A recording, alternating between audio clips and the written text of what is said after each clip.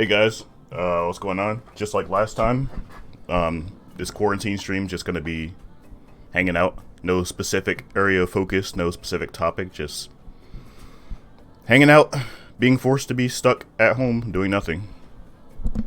So, hope you guys are holding out well during this whole thing. Let's let's just try to relax and not think about it. If you were here for my last stream, though, I'm sure you guys already know what's coming. We're gonna do 10 push-ups every 15 minutes. So let's go ahead and start off with those 10 push-ups. Everybody good? Give me a thumbs up or a okay or something if you're good. Doesn't look like we have nearly as many viewers this time, unfortunately, but thanks for tuning in either way. Can you guys hear me? It says my mic's working, I'm not sure. Anybody? Hello? How are you doing, Jabari? I'm doing fine. If you can hear me, how are you doing? Mr. Meister? I'm guessing there must be some kind of delay or something. I don't know. Seems like my messages aren't getting through like they should. Okay, so we're good? Okay. So, yeah. I guess we'll wait until 10 after, see if we get some more viewers. And then we'll do the push-ups then. How about that?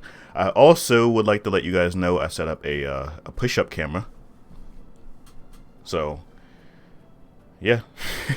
It's a old crappy camera, but hey, you only need to see it for like a few seconds at a time, so it won't be too much of a loss. All the lurkers though, yeah, seems like it. What's up, Stefan Milo? Haven't heard from you in a while. We need to talk. You know, I'll DM you on Twitter later or something.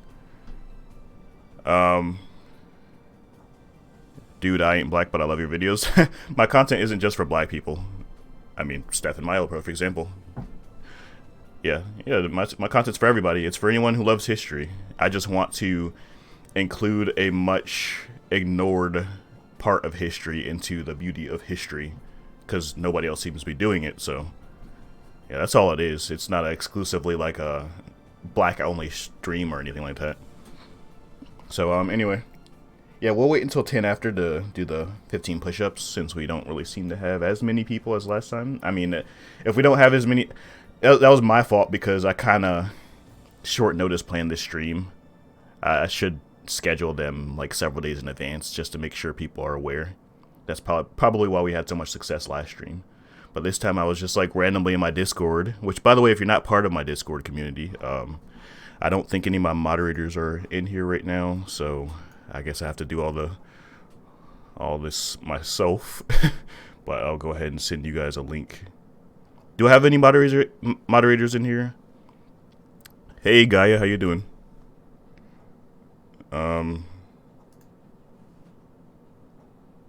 Let's see. Give me a second.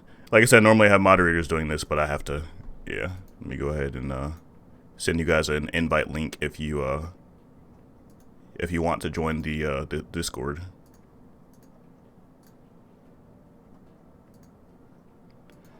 Ah, well, that complicates things because I forgot I have Discord set to streamer mode, so it hides all of my invite links and stuff.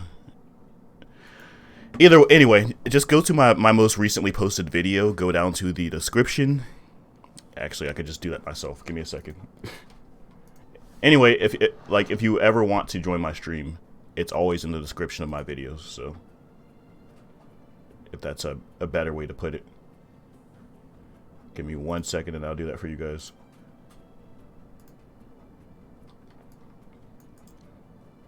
Alright.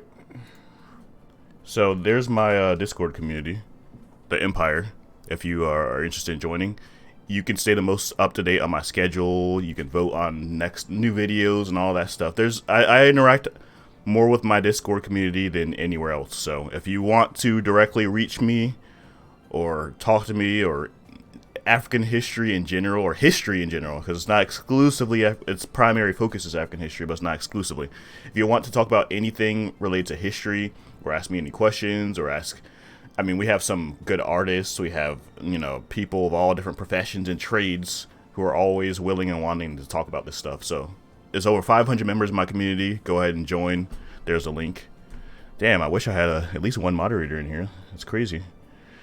Let me go ahead. While I'm at it, let me go ahead and put out a message and see if I can get in here.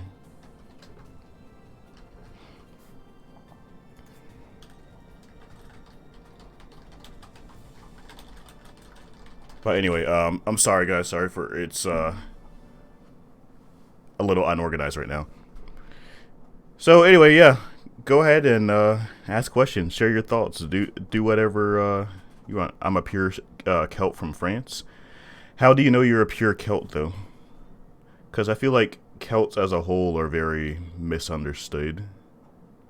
Like, the identity of what constitutes as a Celt is something that's been lost in the sands of time. But yeah, anyway, join, please, like, I urge you, join the Discord community. It's a great place to be if you're a history nerd like me and all of us. 500 members, very active all the time. Like, I'm not overhyping it, it's just always active. So just make sure to follow the instructions and agreements and stuff like that when you join. Otherwise you won't be able to communicate with anybody. Would you ever do more vids on African trades across seas, like Africans trading with Indians? If by Indians you mean India, yes, of course. If you mean Indians as in people from the Native American, or from the Americas, no, because that's not proven, and I don't really like to delve into that, an area where that's just shrouded with controversy. I mean, in the grand scheme of things, there's all kinds of pseudo evidence that Africans were trading with the Americas in pre-Columbian times, but there's no evidence. So I don't show anything as fact unless there is solid, academically accredited confirmation of it. So anyway, yeah, hidden history. This is just another quarantine stream, just hanging out. Nothing crazy. And yeah, for you and any other moderators who are here, you're editing right now, that's fine. I mean, I'm not, no pressure. I'm just saying, you or any other moderators who could possibly help me out right now, that would be very, I'd appreciate it. But, you know, no pressure or anything. I come from Brittany, which is like the region in France to have not been completely Latinized. Huh. Well, I wouldn't know. That's not my area of expertise, but that's really interesting. I always thought that like the Irish and the Scottish, though, were the closest thing we have left as far as Celts are concerned. Like the Gaelic languages, I thought weren't those thought to be the descendants of Celtic languages.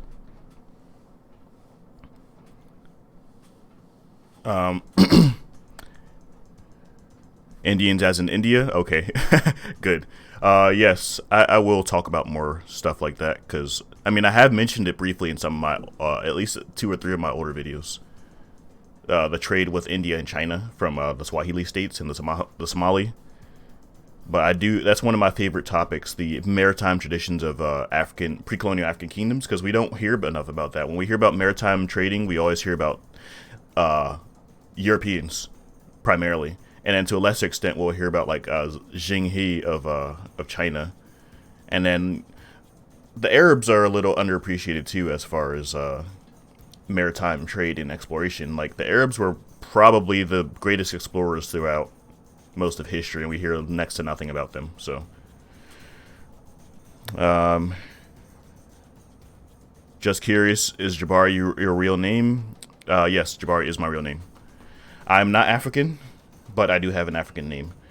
I got my name because my parents, they had a book for naming babies, and then they flipped through and they're like, we want to give our baby an African name. Let's find one. And they found Jabari, and that's what they decided on. That's how I got my name. But I'm American. Like, nope. Other than my very distant ancestors, hundreds of years ago, I'm not African. So,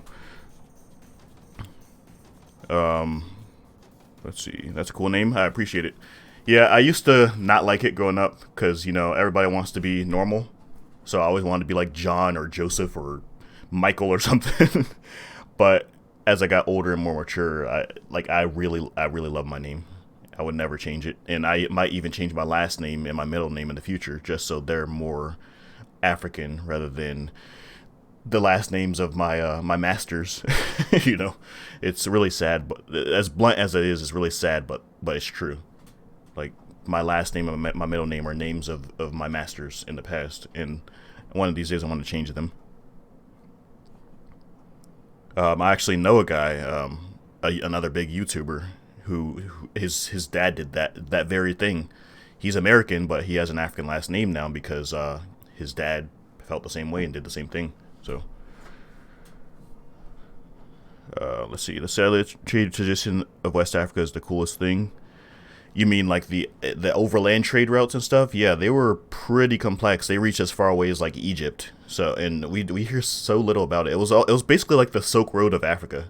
Like, that was some long distance trade going on.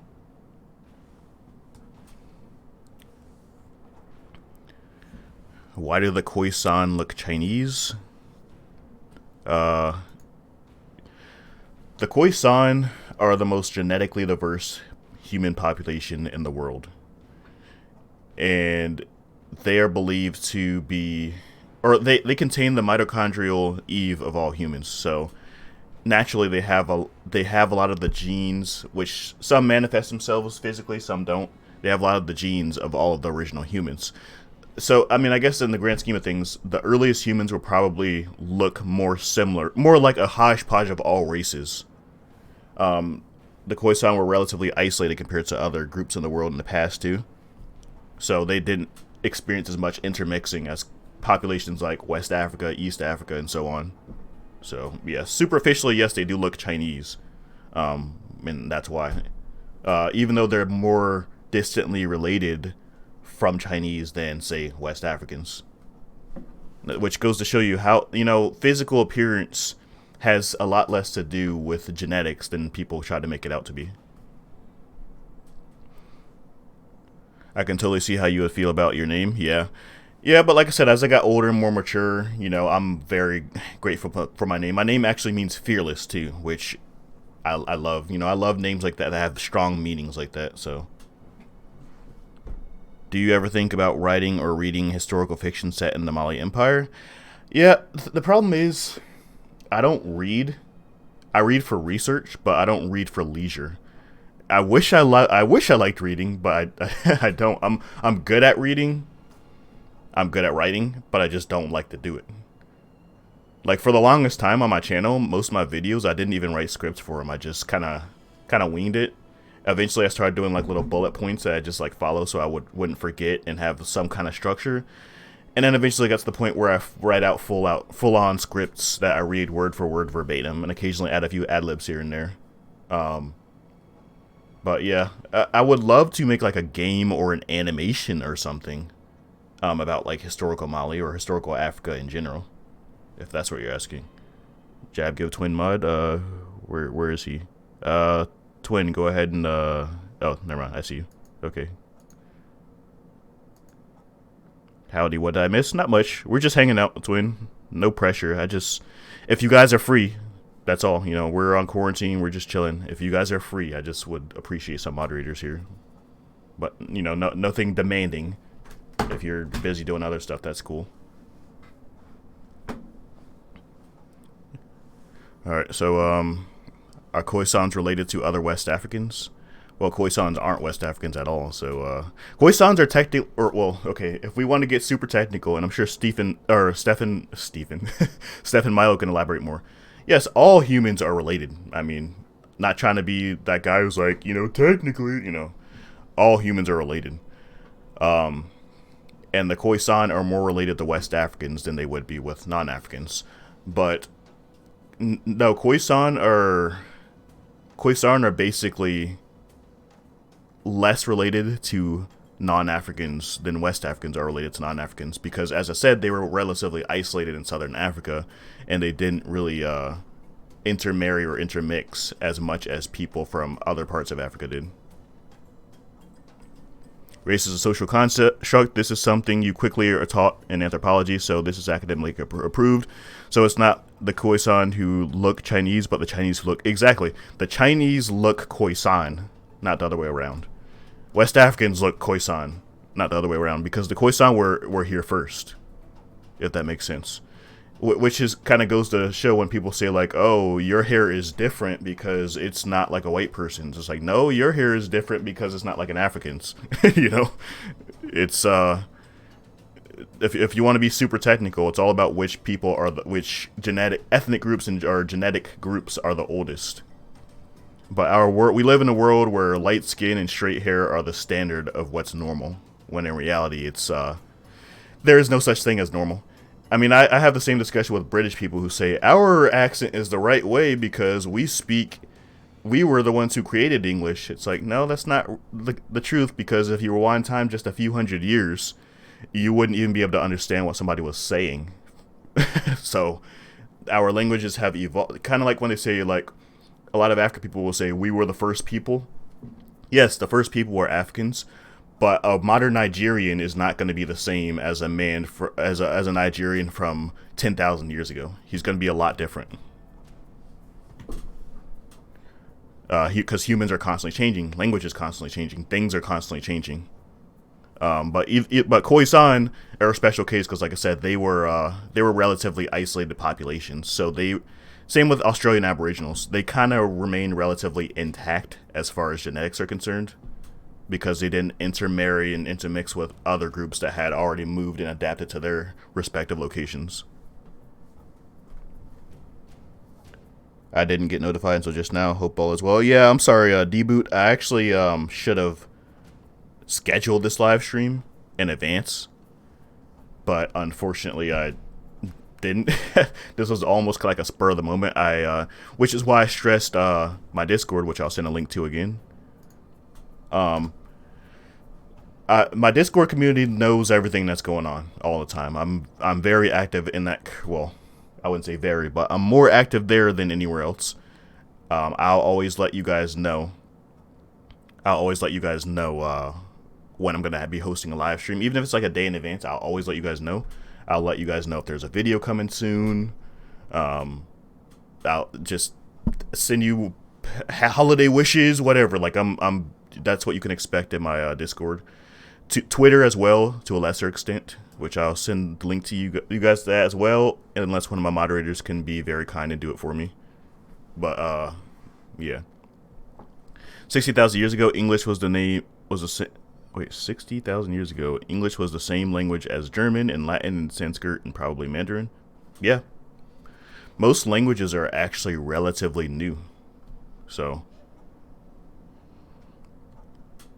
Everyone else is descended from small groups of East Africans that left Africa. There's more variation between different Africans than there is between me and a Chinese person. Yeah, exactly. Like a Nigerian and a Zulu man, like a Yoruba from Nigeria and a Zulu from South Africa are going to be more genetically distant than a Chinese man and a French man. Like, there's actually a study where 2 white doctors and a Korean doctor all broke down their DNA, their genetics, and the 2 white doctors were more related to the Korean man than they were to each other. So, like I said, skin color and hair texture and stuff, all of that has a lot less to do with how related you are to somebody. It's the DNA, the inside. Just like we're 99.9% related to chimpanzees, for example, even though they're clearly a lot different from us physically, or more than just physically. So you can only imagine the small variation with humans.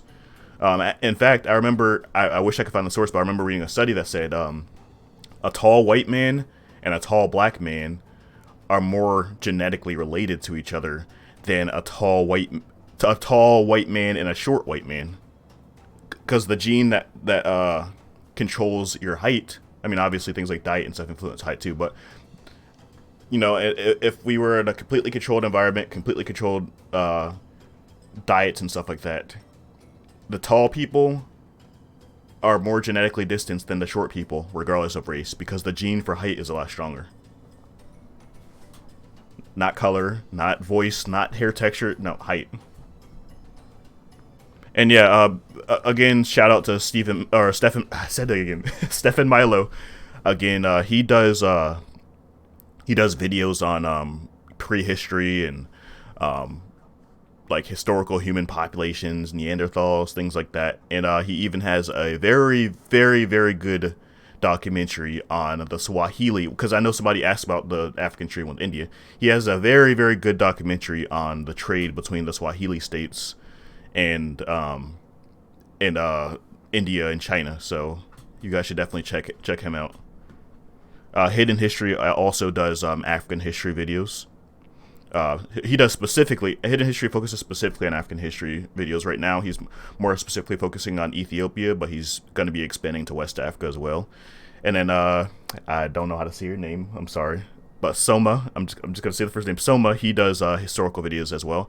Not African history as of yet. I think he plans to in the future, but as of right now, he's focusing mostly on like the Mongols and Egypt. So you should check him out as well. Hi from Nothing. What was your opinion on the Anglo-Ashanti Wars, please? I think the Anglo-Ashanti Wars were a good demonstration that, you know, Africans weren't just these passive tribal primitives that everybody thinks they were. Ashanti, even with outdated firearms, proved basically a pain in the butt for the British for over 100 years. So, and it's really hard to sum up just how awesome of a demonstration they made of, you know, how indigenous Africans were capable of creating impressive civilizations. I couldn't sum it all up in just one statement, but I mean, there's just things like there are things like you know, for example, they had upstairs flushing toilets, you know, in the 1800s. Most people around the world didn't even have that. So just a good example. Gosh darn nearly free. You're welcome, Hidden History. I mean, I'm always willing and wanting to support other history channels, because history is definitely something that is underappreciated. Oh, sorry, Red Spirit Mask as well.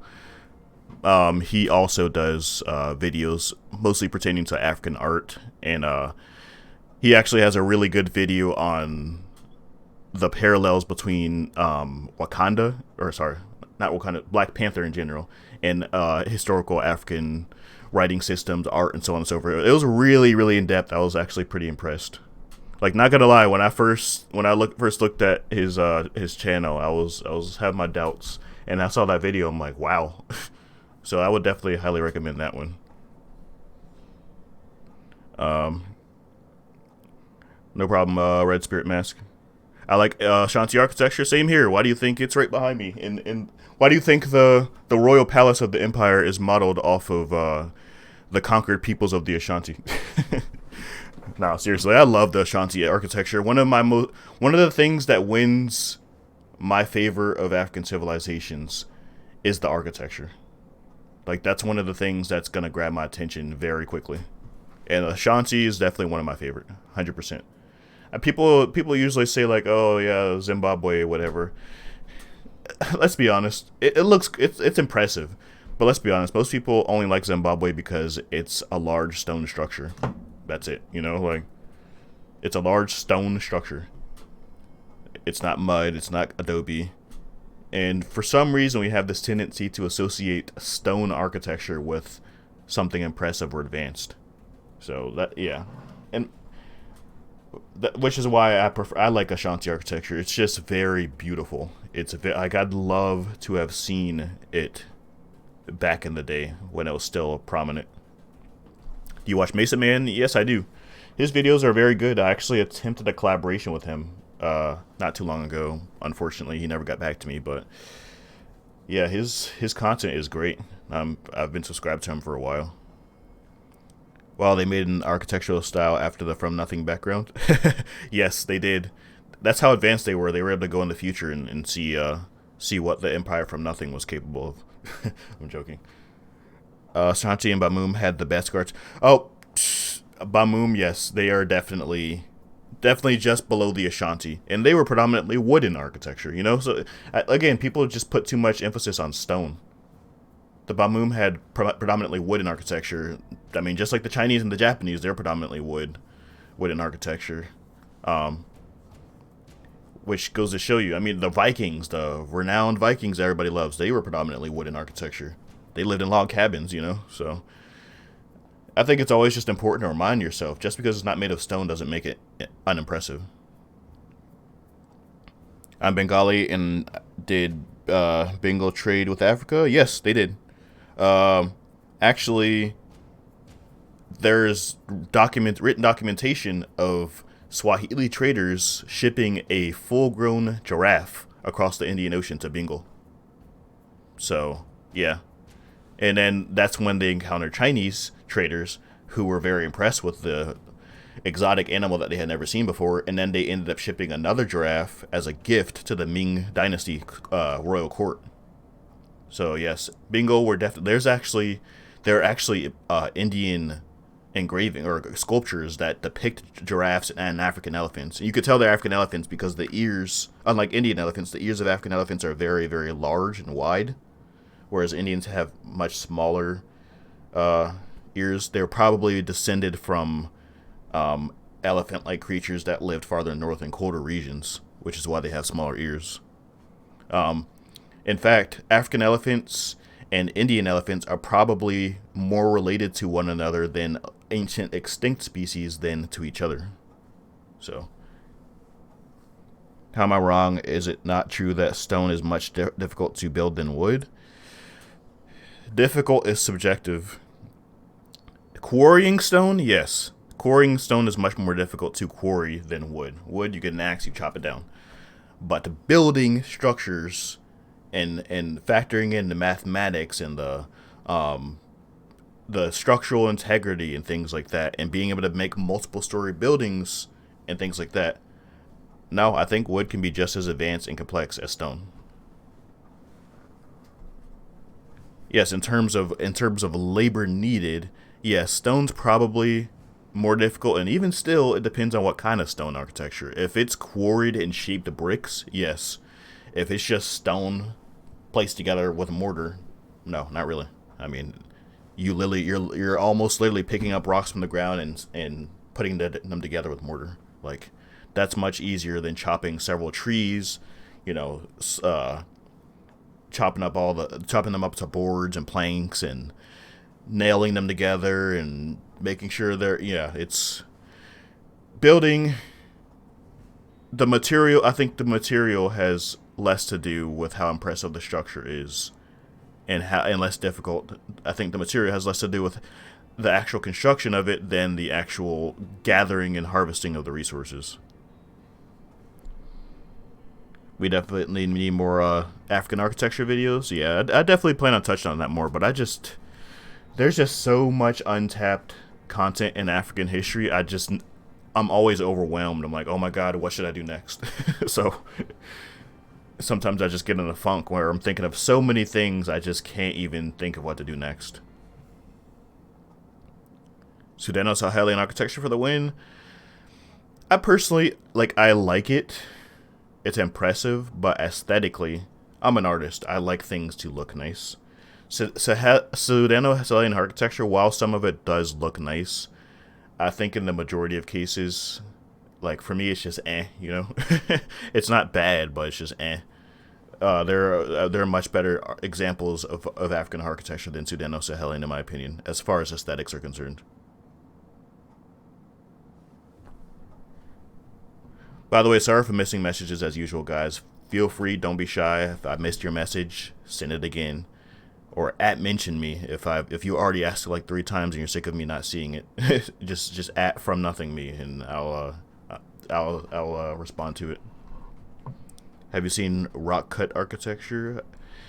Rock cut. Do you mean like the ones where the rocks are cut and just like kind of fit into place?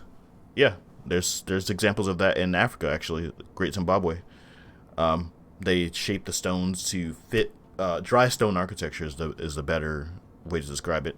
The Inca of the Andean mountains also practice similar architecture. And I think some of the Mesoamerican civilizations did as well. No, like the Ethiop. Oh, you mean carved out of solid rock? Yeah, yeah. The churches of Lalibela. That's what you're referring to. The Ethiopian ones. The churches of Lalibela. Yeah, those were. There's several of those, and they were all carved out of solid rock. That's definitely very impressive. Not just the labor required, but the mathematics, the precision, everything. That I don't think there isn't really much like that anywhere else in the world. Many Malians prefer the look of their architecture when compared to the neater look that you prefer. There was actually a lot of complaining when the Djenné mosque was refurbished because of this. Yeah, I don't think it was refurbished though. I think it was destroyed and rebuilt completely, and a lot of it was funded by the French. And yeah, a lot of the Malians refused to even use it because they didn't like the way it looked.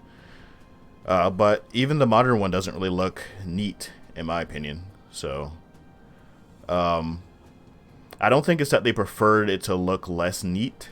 It's just that they were used to their own traditional look, look of it, and all of the little subtle differences and nuances is what made them upset about it. They refurbished it recently? Oh, I had no idea about that. Huh. How did they refurbish it? Hey, IDE. Hey, guys, IDE Idler? She's the one who designed this beautiful background behind me. So, shout out to IDE Idler.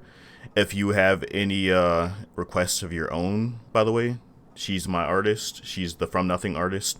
And she's open to doing other projects as well. So, contact me through Discord or Twitter or something if you are interested.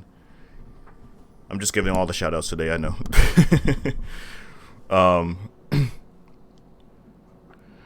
What did I miss? Let's see. Africans did have iconic warriors. I feel like I missed a lot of stuff, but I can't find any of it. Again, don't be shy. Feel free to post more questions if I didn't get to them. Oh, we totally forgot about our push-ups. Damn it. Okay, so let's go ahead and do our push-ups. And also, guys, I have a push-up cam this time, so you guys will see. You also see my awkward dashiki basketball shorts combination. So, yeah, don't judge. Are you ready? Let's do our... Is everybody ready for 10 push-ups? I might do 15. I'll even do a few clap push-ups too.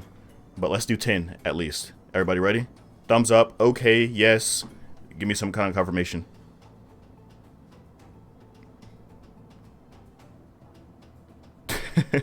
You guys sound like a bunch of fatties. What's wrong with you? Push-ups. Oh God. Yeah, I guess.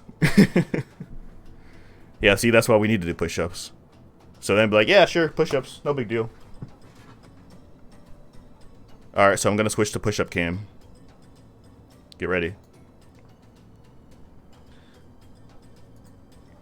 Yeah, also don't mind that it's like literally on my hallway. My office is pretty small and I have nowhere else to go. So anyway, let's do it. 10 push-ups.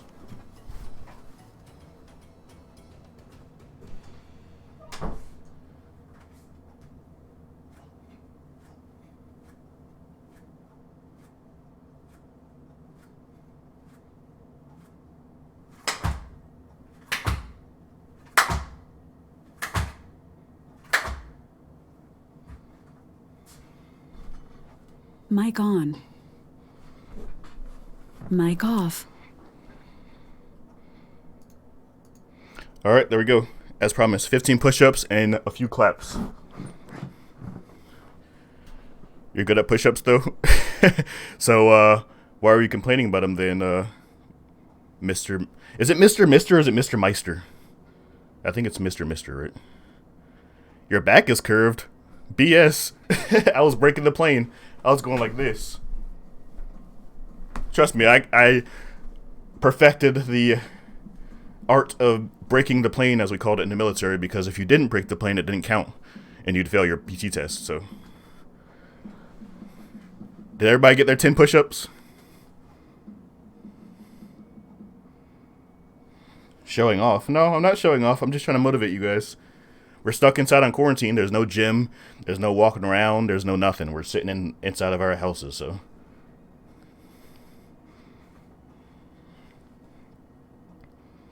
Jabari trying to flex with his army PT.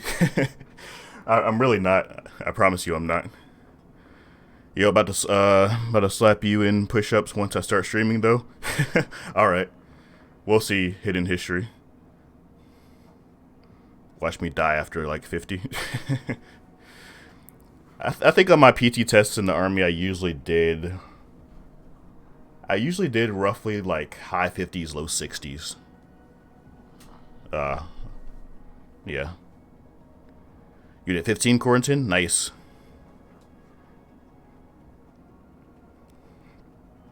Like you're seriously not allowed to walk around? Yeah. Or wait, you can't? Oh, you're asking a question, Rumble. Yeah, we're allowed to walk around, but it's just we don't have a reason to. Like if I'm gonna go outside, I have to just want to do it. You know, it's not like, oh, got it, time to go to school. You know, gotta go to work. Like none of that's a thing. So, you know, naturally we're gonna just want to sit inside and watch Netflix and play video games and stuff like that. So.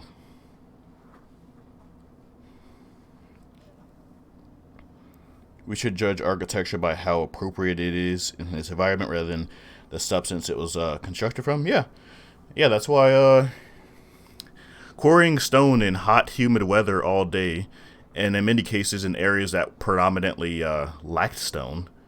Why would you haul stone from hundreds of miles through the heat with no wheeled vehicles, by the way? You know, like, what's the point? And also, a lot of people tend to forget that even places that did have stone architecture, a lot of them mostly still lived in mud huts.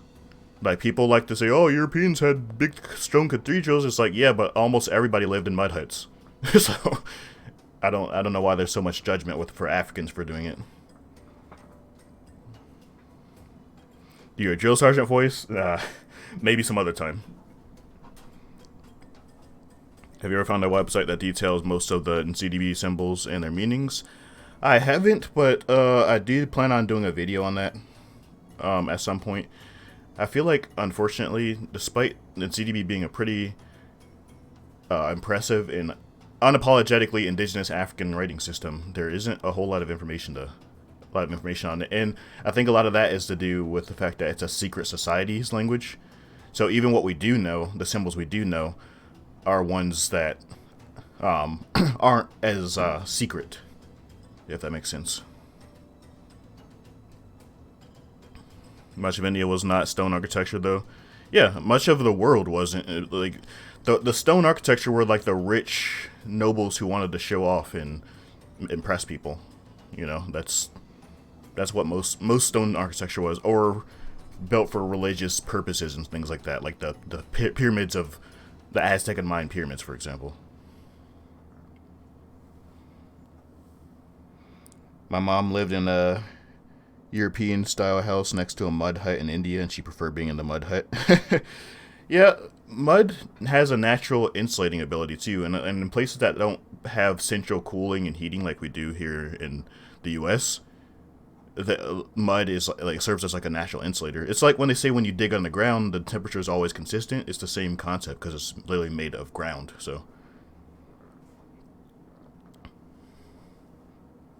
the settlements from 1400 to 1500 in Sweden are mostly wood and earth dug into earth.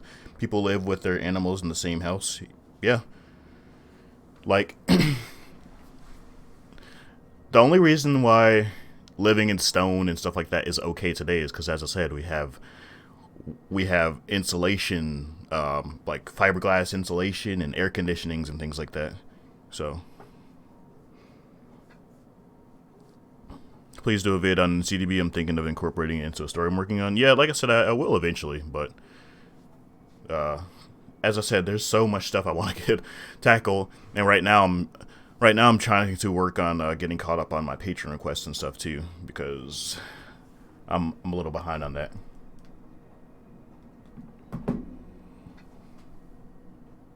Only Rome had city entirely made of a hard substance. Yeah, but even still, the poor people, they lived in like basically like Section 8, you know. They lived in apartment buildings that they pretty much had to rent out, and pretty relatively lower standards of living compared to the rest of their citizens. Not trying to downplay it. I'm just saying people think that everybody had their own multi-bedroom stone house. No, only the rich people did. The poor people basically lived in like one-bedroom apartments, like our equivalent of like a one-bedroom apartment. They didn't actually like have their own big, nice stone house.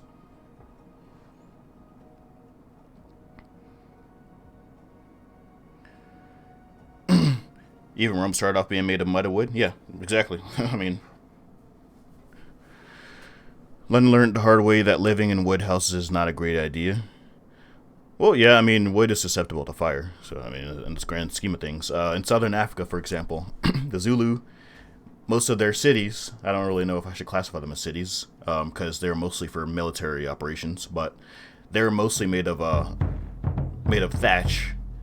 So, all it really took was, like, a neighboring, like, an enemy kingdom just, like, shoot fire arrows and they were done. So, yeah, there are definitely advantages to stone, for sure. I'm not totally downplaying. I'm just saying, again, when people just epitomize as stone as like the end all and be all of what's great, it's just wrong. It's just simply wrong. I mean, there's no way to put it. Some modern buildings are returning to mud construction because they're a sustainable form of insulation. Yeah, very green, very energy efficient. There are even some people who are using thatch roofs again too. I'm not sure how efficient that is, but I mean, I'm not sure if you've ever been in an attic in the summer, but it gets hot. So I'm sure maybe thatch doesn't absorb as much heat or something. Who knows?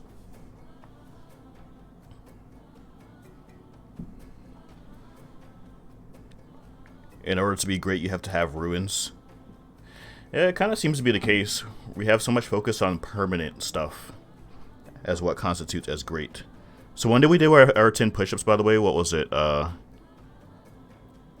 that 235? I can't remember. That can still trap heat. Yeah, everything can conduct heat. Everything can trap heat. But I'm just saying some things conduct and trap heat a lot more than other things. So, and I'm just saying maybe, I don't know.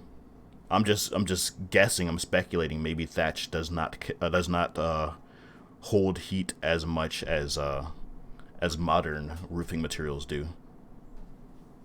Which, I mean, considering a lot of them contain things like tar and small gravel fragments and stuff, I would imagine they'd probably conduct and hold heat a lot more than thatch would. Which, I mean, in some cases, trapping heat's a good thing. If you live in a colder climate, trapping heat is a good thing.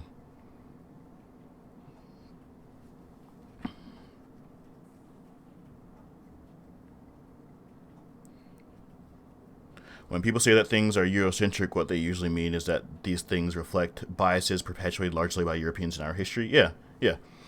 Things that are considered normal or acceptable according to the view of a European. That's the thing. It doesn't necessarily always mean like antagonistic, like Europeans better, but it does. I mean, in a large amount of cases it does, but I feel like in a lot of them it's really just, for example,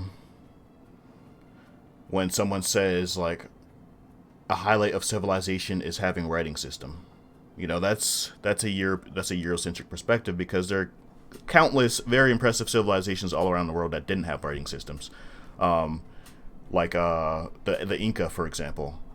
They had a civilization that made much of Europe's civilizations look like nothing.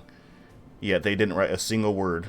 A single written word was never put on paper in Inca. So it just depends.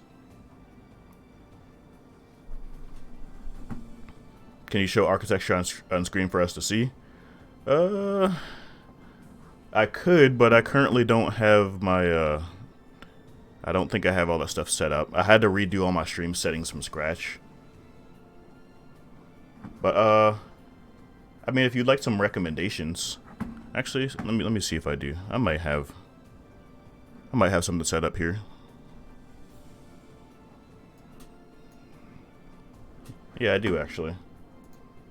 But I have like 8,000 tabs open on my internet window, and I'm sure you guys don't want to see like my my homework and my Facebook and stuff like that. I don't want you to see my homework or my Facebook, to be honest. So maybe if we plan in advance, I'll do that.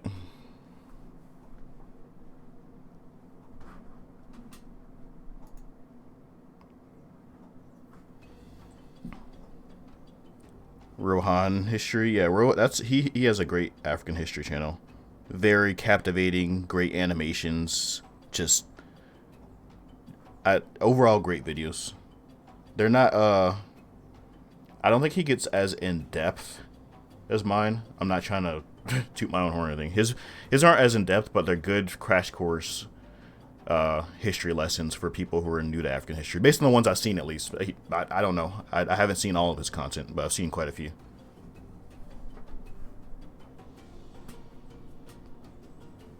No writing, no draft animals, poor climate for growing food, yet they built the biggest empire in the New World. Yeah, the biggest empire in the New World and larger than the majority of all European empires in history prior to the Age of Exploration.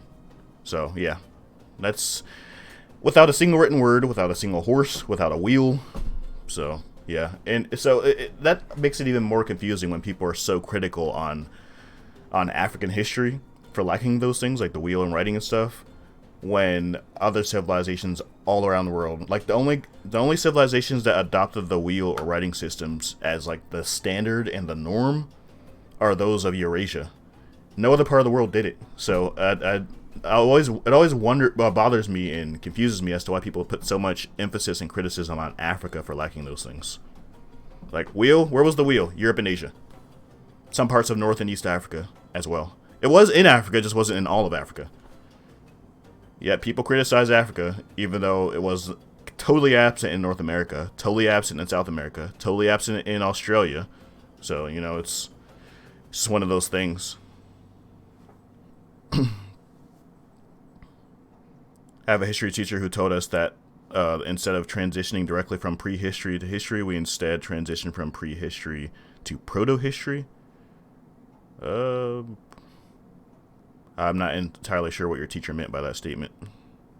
Are they saying we went from history to the future? Like,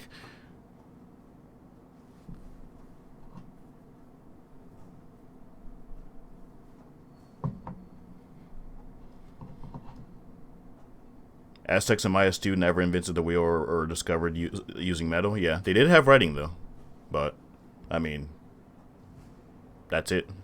Like they didn't have beasts of burden or wheels or anything, yet they still built an entire, like a very impressive civilization. And there were civilizations that did have writing that still didn't even come close to how impressive the Aztec civilization was. But yeah, the Aztec, yeah, they had a full-blown writing system in every sense of the word, unapologetically a writing system.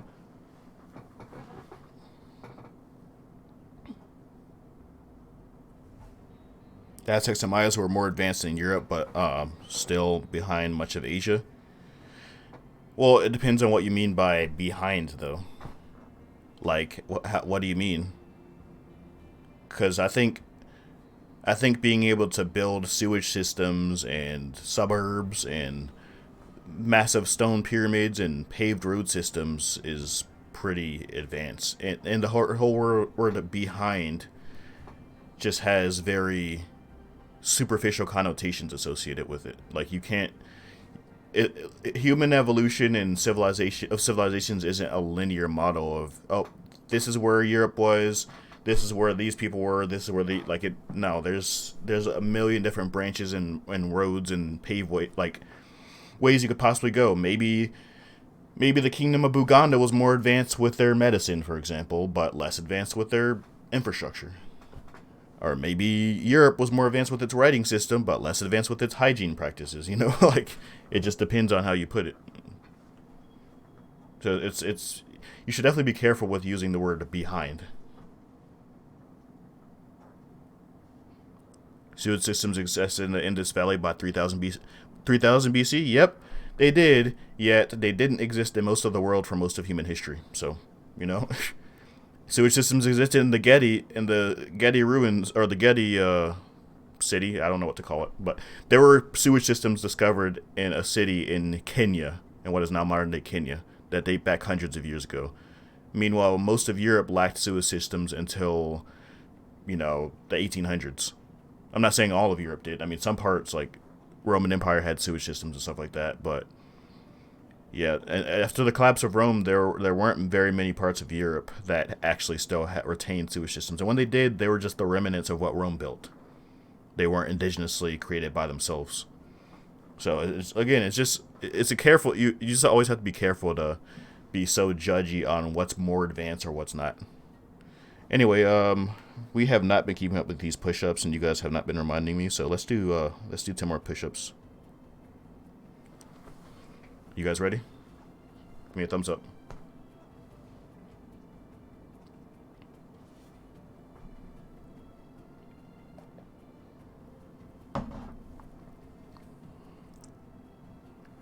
Anybody? Soma, Mesoamerican civilizations. I mean, Mesoamerican is a very broad term because there are multiple different civilizations with multiple different types of writing systems. But they had more than just hieroglyphics.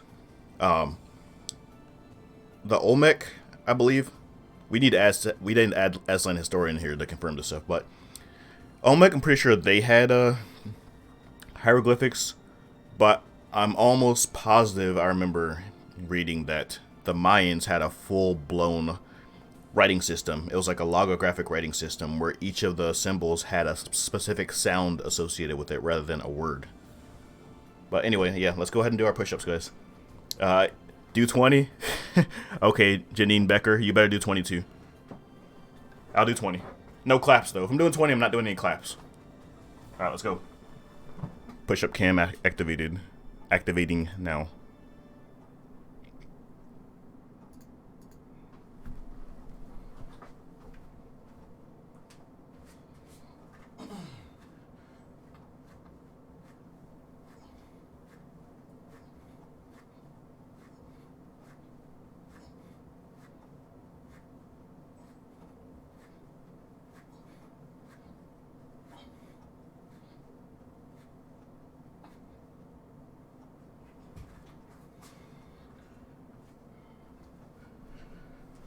Oh man, that was harder than I thought it was. Showing me just how out of shape I am. Meanwhile, my cat was like staring at me like ready to attack me the whole time. Which made me kind of nervous. Losing a lot of steam toward the end? Yeah, I know. Must be getting fat.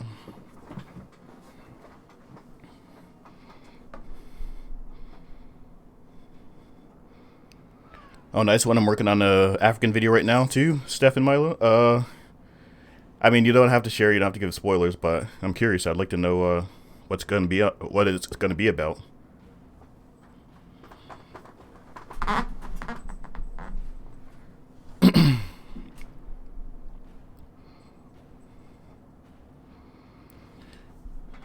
So you mean an alphabet? Yes, they had an alphabet.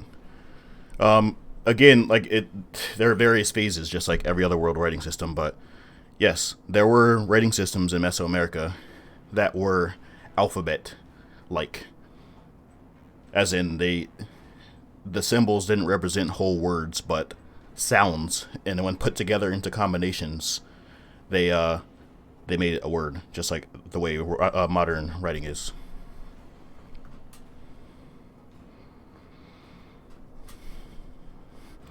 Did Africa produce the earliest ironworking?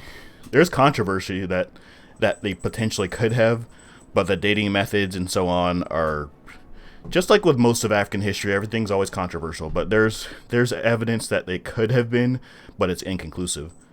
But what is a fact, though, is that the African Iron Age was contemporary with the West. Like, undeniably, time and time again, multiple artifacts all throughout the continent, the African Iron Age was roughly contemporary with the Iron Age in Europe and Asia. So, and there's also no evidence that it was imported from Europe and Asia. There's all of the blacksmithing practices done in Africa confirm a natural and gradual evolution of primitive forges to more advanced forges over time, with practices totally unique to the African continent. Jesus. You guys see this creature?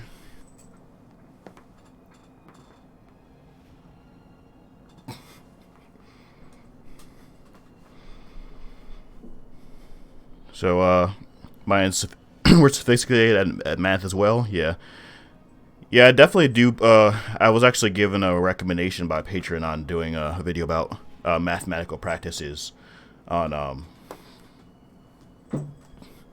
in African civilizations. Unfortunately, I'm not the best at math. Therefore, making a video on it would be a whole different story. But I do want to do something like that because it is definitely worth talking about. I just don't know if I'm the best person for it. But we'll see.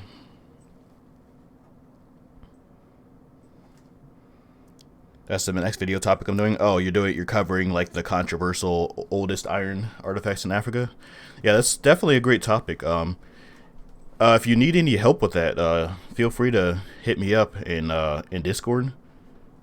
Me and my team could definitely help you out with that. What do you think of the Indus Valley civilization? I think it was. I mean, it was one of the cradles of civilization. I mean, I don't really have much more to say about it. It was very sophisticated, very advanced, and as you know, as with many other things, underappreciated. That's really all I have to say about it. Romans are European. See, the way I view ancient civilizations, including the Romans, is I don't look at them as European or African. For example, Carthage. People are so quick to say, oh yeah, Carthaginians weren't African. Yet they'll look at Romans and consider them completely 100% unapologetically European. So yes, technically Roman civilization started off in Europe. Carthage technically started off in Africa. But I think they were all part of like a Mediterranean superculture. That part of the world has been seafaring and trading and interacting for thousands of years. So I think Roman civilization, I don't look at Roman civilization as a European civilization. I look at it as a Mediterranean civilization. Just like Carthage, just like Greece, just like Minoans, they were all part of a Mediterranean superculture. That's just the way I see it personally, though. Again, this isn't to downplay anybody. It's just, if you're going to look at Carthage as not African, but you're going to look at Romans as completely European, it's kind of a double standard.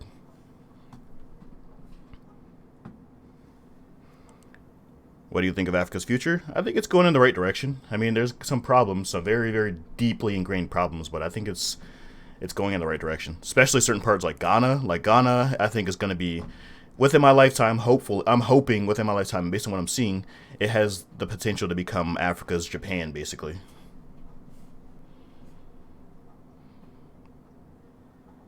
Isn't China colonizing Africa right now? Yeah, they're doing what's called neo-colonialism, where they build a lot of cities and infrastructure and things like that in exchange for, payment, obviously, like debts that they owe. And if the Africans can't pay them back, then they have to give up all kinds of assets and stuff, which basically makes China richer. So, I mean, I think it's a double-edged sword. Like, as long as these African countries are good on paying off their debts and stuff, then they'll be fine. But we'll see. Only time will tell. I have to go. Take it easy. This was fun. Thanks, Stefan, Milo. Thanks for tuning in. I look forward to your video. And like I said, feel free to hit me up if you need some help. Europeans borrowed their writing systems from Phoenicians. Yep, and Phoenicians borrowed their writing systems from Egyptians. I mean, borrowing was all. Why Mediterranean civilizations were always so advanced? They had 3 continents worth of knowledge circulating non-stop. Knowledge and resources from 3 different continents circulating the Mediterranean Sea non-stop. So they constantly had the best of the best and the newest and the latest and the greatest of everything.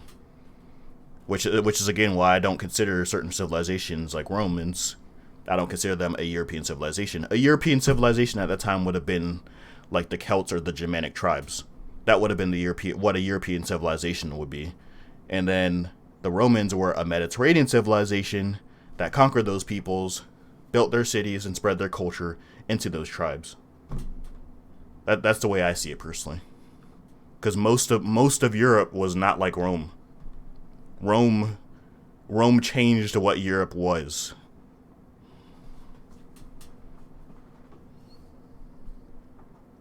And Phoenicians who were Levantine adapted their own writing system from Egyptian hieroglyphics. Yeah, exactly. Jabbar, how do you think Africa would change if it was a cold continent? I mean, it's kind of hard to say, but I mean, there's way too many things that would change if that was the case. Way too many things to think about.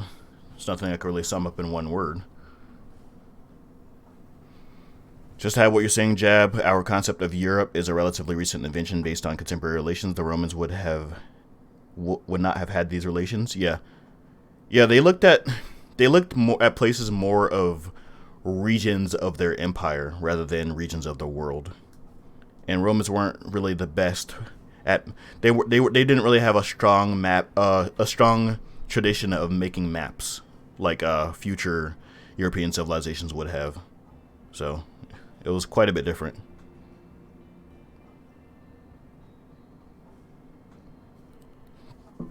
What if Africa unified underneath Ethiopia? I see that highly unlikely. I mean, there's just too much diversity, genetically, religiously, linguistically, for that to really happen. But I don't know. I really don't see, aside from Ethiopia's resistance to colonization, I don't really see Ethiopia as a particularly impressive beacon of hope for the African continent, personally. Jabbar, you're in a relationship? Just asking. No, I'm not. I recently ended a 2-year relationship a few months ago, so single. Greeks and Romans created the concept of Europe. They did, but like I said, I don't think they viewed it as a continent. They viewed it as a region of their empire. Like, it was just one of the lands of their realms. That's all it was. It wasn't like Europe is a whole different continent. Africa's a whole different continent. Like, the whole concept of a continent was different than the way we view continents today. Europe is found as its own continent in Greek writing and maps. Yeah, but as I said, like, we view continents as entirely different land masses, which for some reason Europe is still considered a different continent.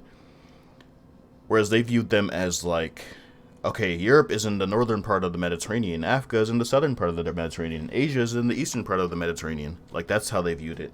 Because that's all they knew of the world. They didn't know about North America, South America, Australia. They didn't know about the Far East. They didn't know about China. Well, they knew about it, but they had no knowledge of what it was like there. So it was a different mindset of what the continent was. Who was more powerful, Rome or Greece? Well, considering Greeks were conquered by the Romans, I'd say the Romans. Greece wasn't an entity. It was before Rome. Greece had Alexander the Great, and Greece expanded all the way from modern day Greece to India, and they had an empire. Don't quote me on this, but I'm pretty sure their empire was larger than the Roman Empire at their greatest extent. So yeah, they definitely were. But most of their history, though, you're right. Most of their history, they were just a collection of small kingdoms. Yes, Macedonia, but it was Greece. I mean, it's they didn't call themselves. I mean, it's just like the Aztec Empire didn't call themselves Aztecs. Or the Inca Empire didn't call themselves Inca. But they still were Greece. I mean, they spoke Greek. They wrote in Greek script. They practiced Greek military strategies, and their culture was Greek. So I mean, it was Greece. It just wasn't called Greece. I always laugh at the name Greece. Yeah, but as I said, that's how cultures have been throughout history. Like the Byzantine Empire, for example, they looked at themselves as Roman. They weren't Byzantines. They'd be like, "What the hell is Byzantine? Like, why are you calling me Byzantine? That's the name of one of the rulers we had in the past, but we're Romans. What are you talking about?" That happens a lot. So I mean, unless you want to be super overly technical and annoying, they were Greece. I mean, it's that simple.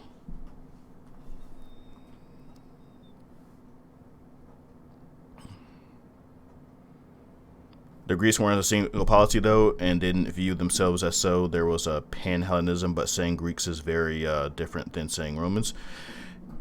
Yeah, I agree. I mean, the Roman Empire was a lot more unified and centralized throughout most of its history, but either way, Greece, yes, most of Greece's history consisted of a bunch of smaller kingdoms like Sparta and Athens and things of that nature. But when Macedonia expanded, it was still a Greek empire. Like, its expansion was led by a Greek general. The subjected people had to learn and speak Greek and write in Greek languages, and all of their cultural practices revolved around a Greek thought process, a Greek way of living. That's what I was saying. Yeah, and it's not like the Hausa, though, because the Hausa were just a collection of kingdoms. They were never unified.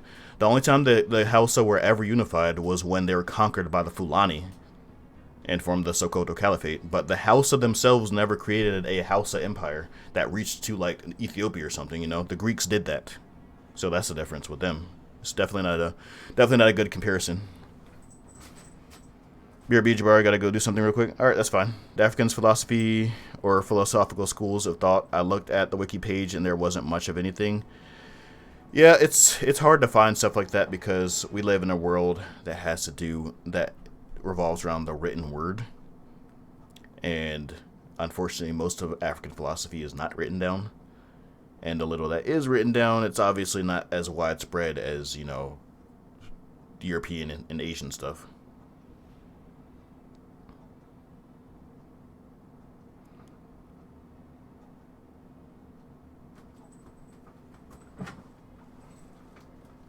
Alright, my cat's behind my green screen now. That's awesome.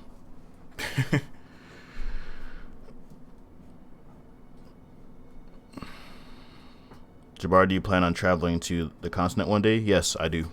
100%. Hopefully, you guys can help make that happen. One thing I do, I do plan on going there and actually vlogging the whole thing. That's one of the primary, or one of the, not the primary, one of the highlights of my goals with this channel is to actually.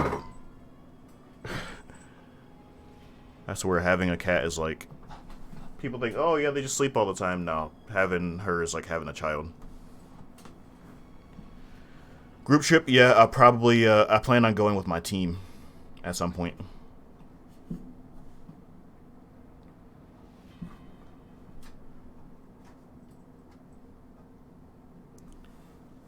Greeks were city-states but saw themselves as common brothers and distinct ethnic group compared to everyone else. Yeah, basically. I mean, and just like Hidden History said, the Hausa were like that. I'm just saying, the Hausa, there was never a, I don't know, well, I'm trying to think of a house name. Whatever, there was never a The Great from a Hausa kingdom that conquered all Hausa kingdoms and expanded outward to lands that were never even Hausa in the first place and formed a vast empire. That never happened. That's the difference I was saying.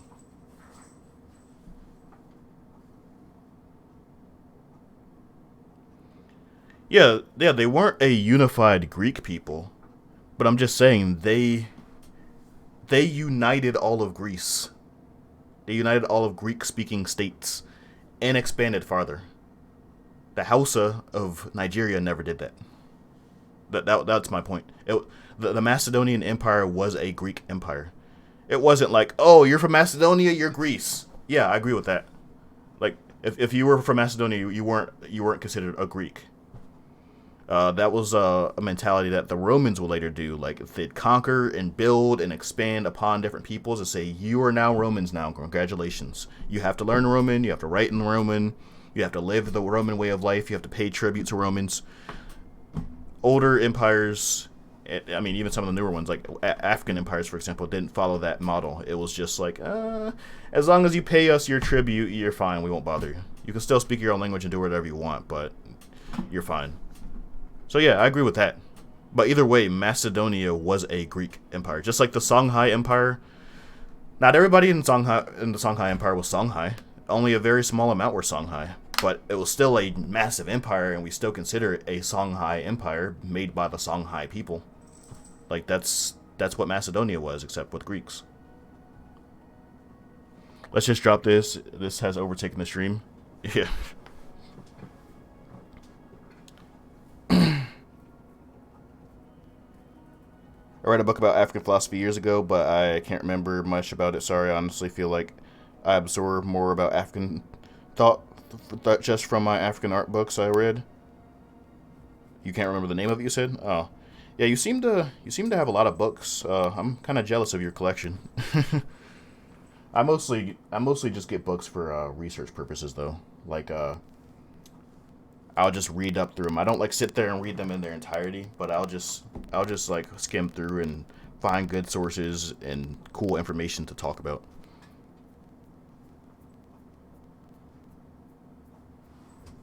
Do you make videos on North African history or only Sub-Saharan African history? I only do Sub-Saharan. I mean, I'm not totally closed off to North African, but North Africa just hogs the spotlight. It's really that simple. Like I get people commenting all the time, like, "Hey, when are you gonna do a video on Egypt?" Or, "Hey, when are you going to talk about the Moors?" And it's like, we hear enough about the Moors in Egypt already. Sorry, my cat is... She just wants attention, I guess.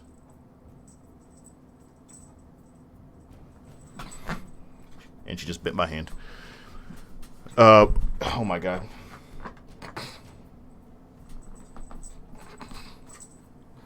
Yeah, she just definitely wants to keep distracting me. Yeah, I just think when people think of African history and all they want to talk about is Egypt, it's like there's so much more to Africa than just Egypt. Why are we talking about Egypt all the time? There's so much more. Wise man once said, "No matter how black or white Egyptians are, they aren't my ancestors." Exactly. They could be black as charcoal, but they're not my ancestors.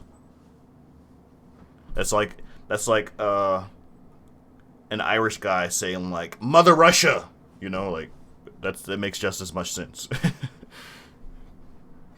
Or like a Incan guy saying that Pocahontas was his people, or she was one of his people. Like, no, she wasn't. An Inca wouldn't have even known Pocahontas existed.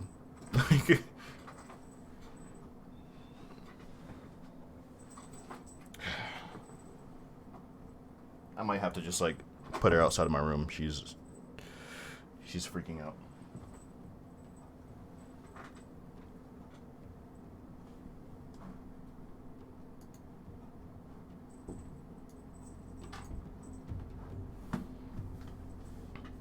Doesn't Egypt have the most impressive ruins, though, compared to Sub-Saharan Africa? Egypt has the most impressive ruins compared to the world. If that answers your question, yes, compared to the world.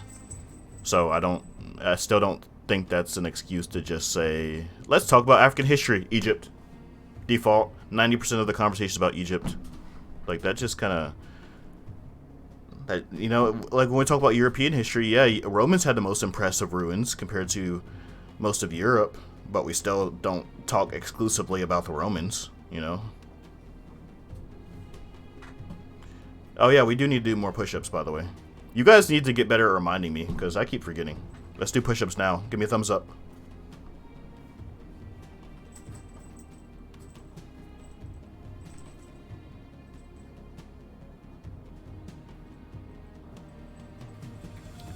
Technically, a cat is always doing push-ups because it walks on 4 legs. So, speaking of push-ups, let me switch to push-up cam just so you guys can see what this creature is doing.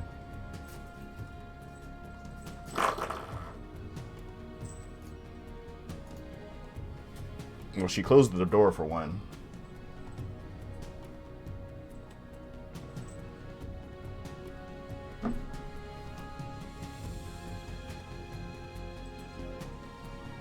Yeah, that's what I'm dealing with right now.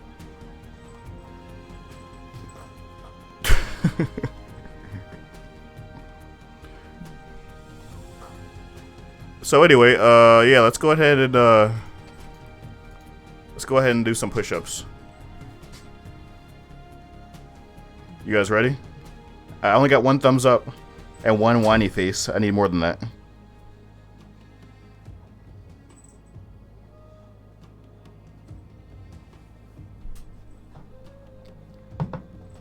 I'm waiting. Come on, I need something. Is everybody lurking or what?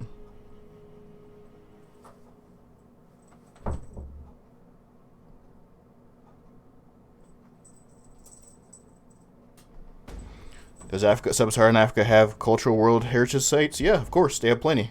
They have tons of them.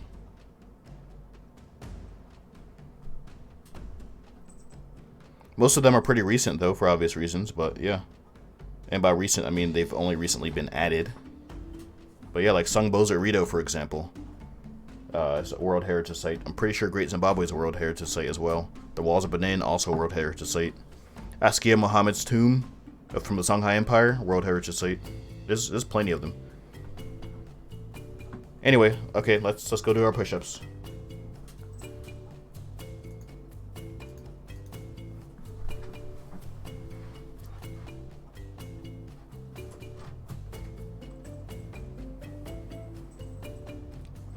Okay, I need to fix this camera now. Give me a second. She keeps shutting the door.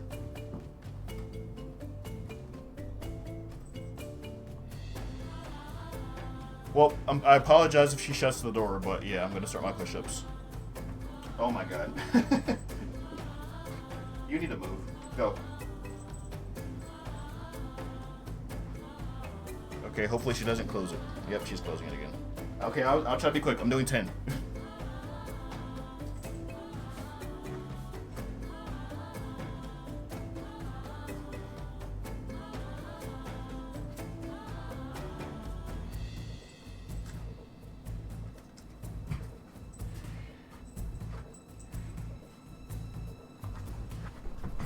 Mic on. Alright. We're back. I thought Walls of Benin no longer exist. They don't. Well, it looks like Hidden History already answered your question. But yeah, they're still there. They're just extremely diminished. There's just small little sections here and there, totally overgrown with vegetation, covered in trash. It's a real shame, really. But yeah, they still technically exist.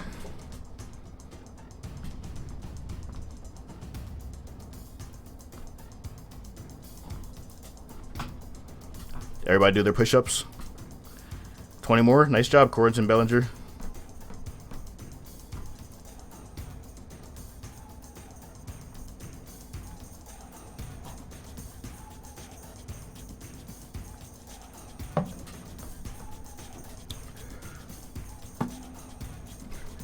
So how long have we been going, by the way, this stream? It's like going on an hour and a half. Yep.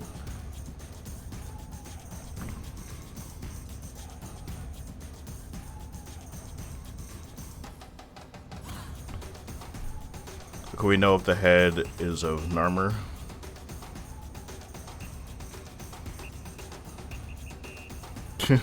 How many push-ups did you do, Grant?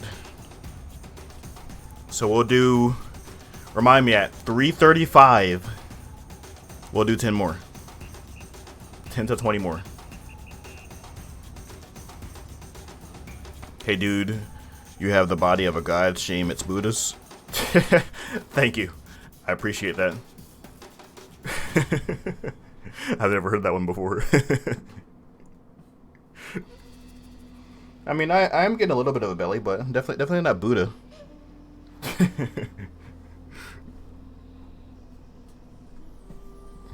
If Buddha wasn't fat, then why are all the statues fat? That's what I'm curious about.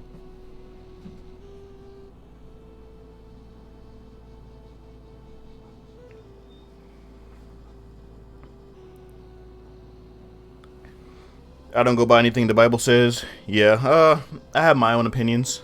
I'm personally not religious. I'm agnostic. I don't believe that anybody knows whether there is or there is not a God. But that's as far as I'm gonna take this discussion. I love having this discussion with other people, but I also don't want to turn the chat into a cesspool of angry people. So let's cut it there. Let's not talk about religion. Well, we could talk about religion, but let's not talk about religious opinions. Is a better way to put it. But my standpoint, I'm neutral. If you believe or you don't believe, I don't think any less of either one of you. So just so you guys know, if I say anything about religion, just remember I'm not biased. Until one of the sides presents me proof to confirm their confirm their claims, I'm neutral. I'm right in the middle. Prove to me that there is, prove to me that there isn't. I haven't had any of those things done yet, so. The Buddha was very skinny who routinely fasted and starved himself. Huh. Interesting. Interesting that they make him into a fat man then, in the statues. Don't get me wrong, I believe in God, but not religion. Yeah, I hear that. I hear that a lot. But again, let's try to cut the let's cut it right there, because you know, it only takes one upset person to turn this into a cesspool of arguing. So.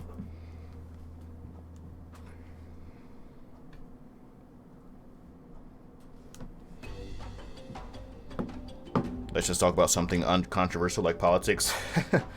Yeah, that also falls into that category. Let's not talk about that either.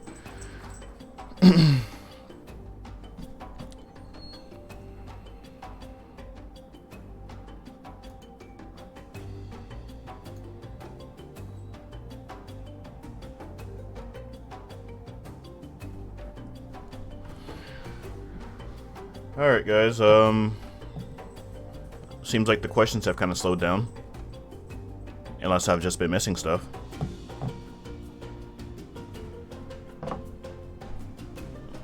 Awkward silence. The Fat Buddha is a Chinese monk who was also called Buddha because that word just means teacher. He's not the Buddha. Got it. Never knew that. That's very interesting. Appreciate the knowledge. Egyptian culture came from the south, not the north. Yeah, I mean, there's also all kinds of controversy with that.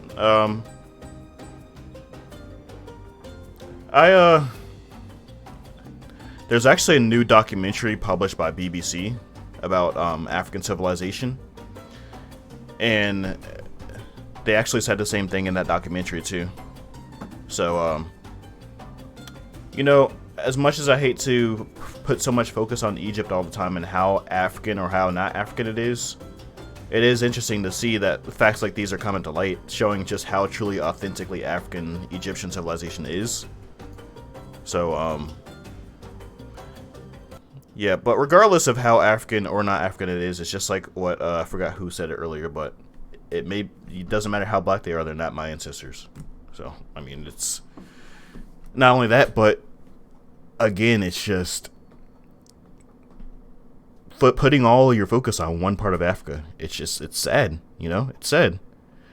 It's like you want to talk about East Asian history, yet you only talk about Japan. You know, it's the same. There's so much more to it. Africa's a continent of 54 countries, thousands of ethnic groups and languages, and 1 billion people. So why are we only talking about Egypt? You know, is Nigerian history not good enough to discuss? You know, is Congo not good enough to talk about? Why are we only talking about Egypt? Like, that's my main point with it. Especially considering when the diaspora, myself, when we talk about Egypt, again, that's like an Irish guy talking about Russia. Like, no, let's talk about West Africa. Let's talk about Mali. Let's talk about Songhai. Let's talk about the Benin Empire. Let's talk about the Dahomey. Let's talk about all these impressive civilizations throughout West Africa's history. Let's talk about those for once. From nothing in the Nile Valley Ready system indeed came from the south. Watch Home Team's history's new video. I never denied your thing. I'm just saying, like, lately there's been more evidence and proof coming to light showing that Egyptian civilization had its origins more in Africa rather than the Middle East. So I'm not denying it. I'm just saying, like, I have better things to worry about than how black Egypt is. Like, people obsess over that topic to the point where it bothers the hell out of me. Like, I don't care how African Egypt was. Like, I care about talking about African civilizations. Like, screw talking about Egypt all the time. Like, I'm just me being blunt about it. Like, there's so much more than just Egypt. Personally, I like learning about Africa and don't focus on Egypt too often simply because the mainstream is way too focused on Egypt. Exactly. Talking about ancient Egypt is a headache. Exactly. Like, why are we so obsessed with Egypt? Why can't I talk about Benin Empire, which built the world's largest earthen structure prior to the modern era? Or giant bronze snakes and birds that served as lightning rods? Or one of the early instances of street lighting and underground sewage drainage systems? Why don't we talk about that? Why don't we talk about the Ashanti, who had indoor toilets, like indoor plumbing, prior to the colonial era? Why don't we talk about the Mali Empire, who was, in the middle of the 14th century, was ruled by, or early 14th century was ruled by the richest man in all of human history? Why don't we talk about that? Why are we so obsessed with Egypt? It's sad that all of these great things about our history are just overshadowed by, oh, well, but Egypt, though, was Egypt black, though, or was it white? Like, who cares? Like, there's so much more to talk about.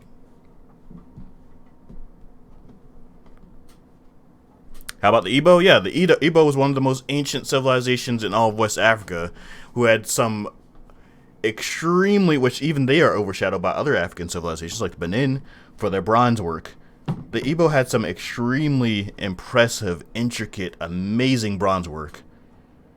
Yet, they're overshadowed by the neighboring Benin, who have a lot more recent bronze. But the Igbo have the oldest and arguably most complex-looking bronze work in all of ancient Africa, ancient West Africa.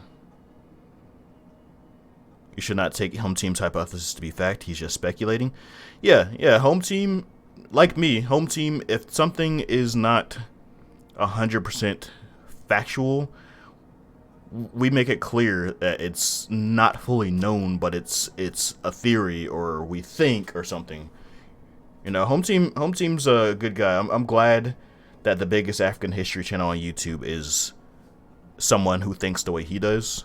We don't see eye to eye with everything, but he's not a Kang, and he doesn't say things as fact unless he knows for sure.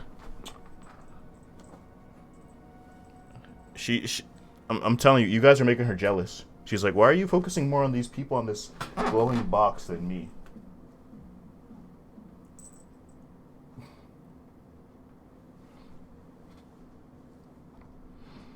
So, yeah, that's the end of my rant about Egypt, though. Like,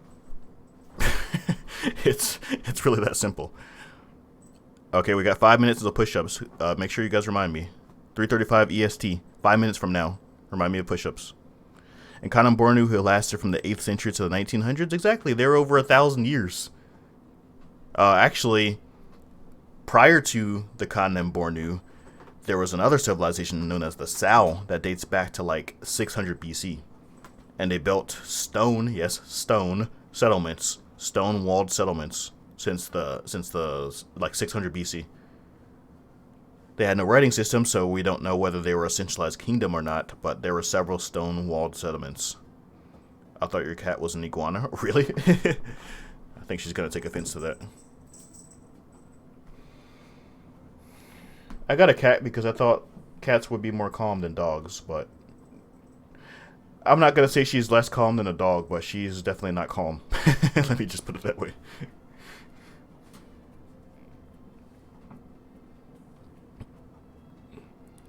Europeans simply destroyed more structures in Africa than Asia. Yep, they did. Not to mention a lot of African building practices, as we discussed earlier, are more perishable. Wood, earth, adobe.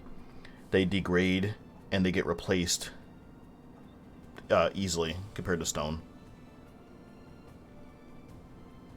Cats are nuts and I love them. Yeah, I love her, but sometimes it's like, calm down. Like, it's not that serious.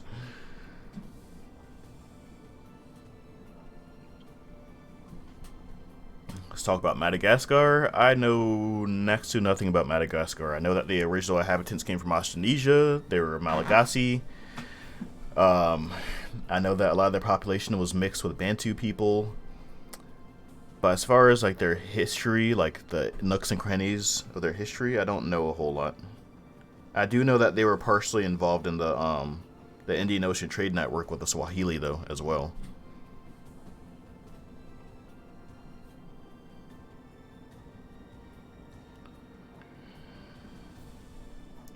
Did Swahili states ever war with each other?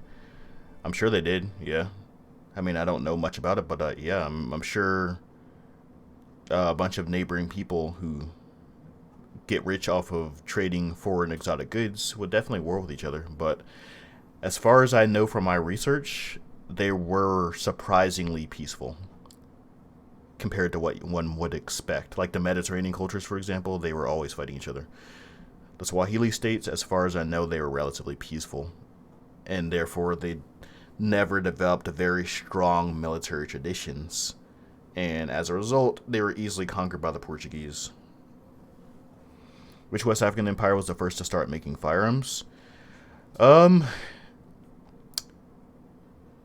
I don't really know if you would consider this West Africa, but Kanem Bornu, which we just talked about, I guess that would technically be Central Africa, but I consider it culturally more linked to West Africa. Central Africa, I'd look at more like Congo and Luba and stuff like that. But yeah, Kanem Bornu.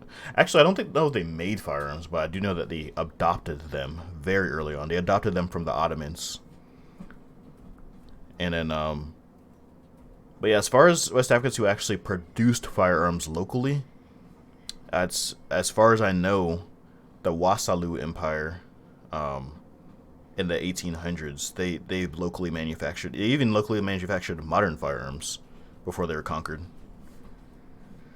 What would you think about a God of War where you fight the Orishas?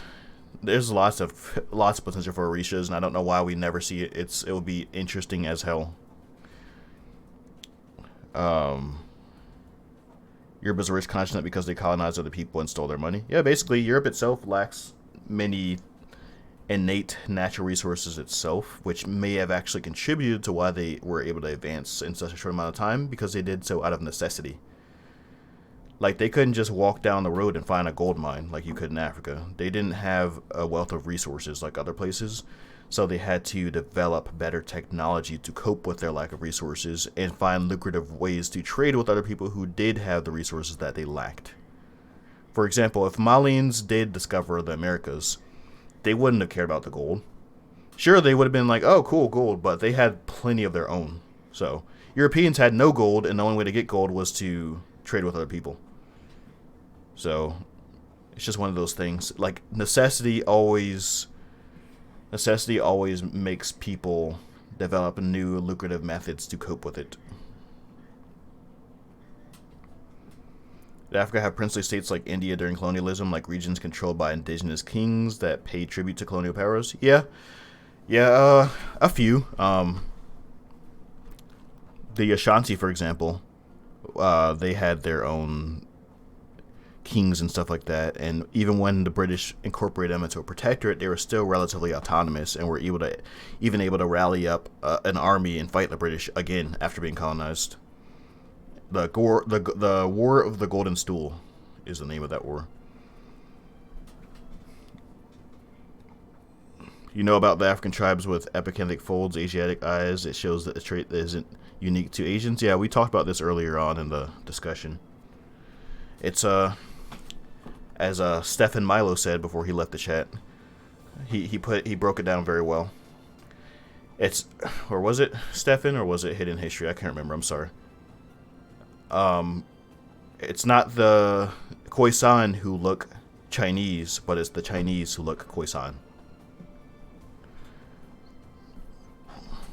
But yeah, I would definitely love to see some games that focus on African cultures, and we just don't see that ever, and it's sad.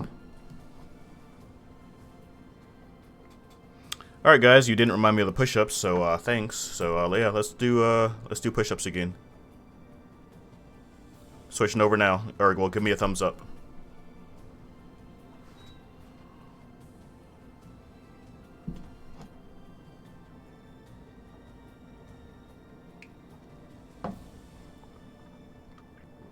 Any thumbs ups? There's one. Is most of my chat lurkers now? It seems like it is. It seems like everybody's lurking. I'm sorry if I'm boring. I mean, I'll just leave because I know I'm boring. But you could at least pretend like I'm not. Jeez.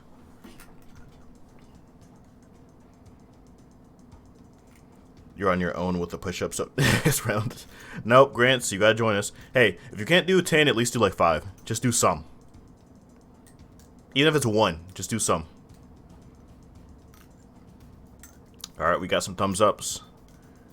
Seems like most of the people here are lurking, so, which is fine, you know, thanks for tuning in anyway.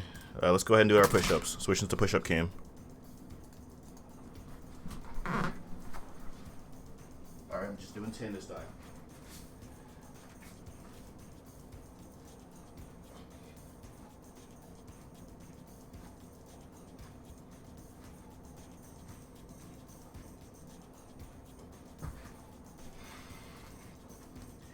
You guys have no idea how hard it is to do push-ups on a hardwood floor when your palms are sweating and slipping the whole time. And, mom spaghetti.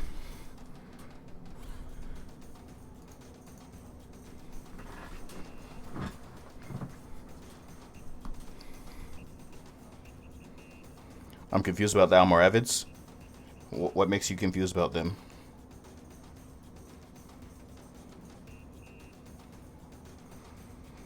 Hear about the racism in China against foreigners, especially Africans and African Americans? Yeah. Yeah, there's this whole thing where they're blaming Africans for coronavirus, which I don't even know where that even came from. And now they're fearing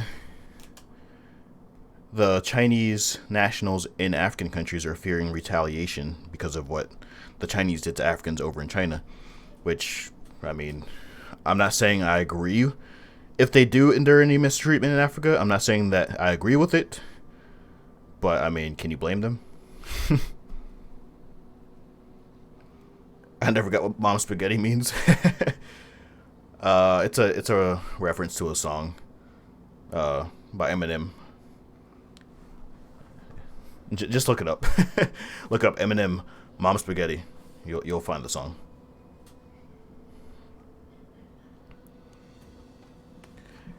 Corentin Bellinger, you're in some good shape unless you're not doing your push-ups right. I don't want to get too controversial, but China's kind of a fascist dictatorship. Yeah, we could go on a long thing about China, but just like you said, let's not get too controversial.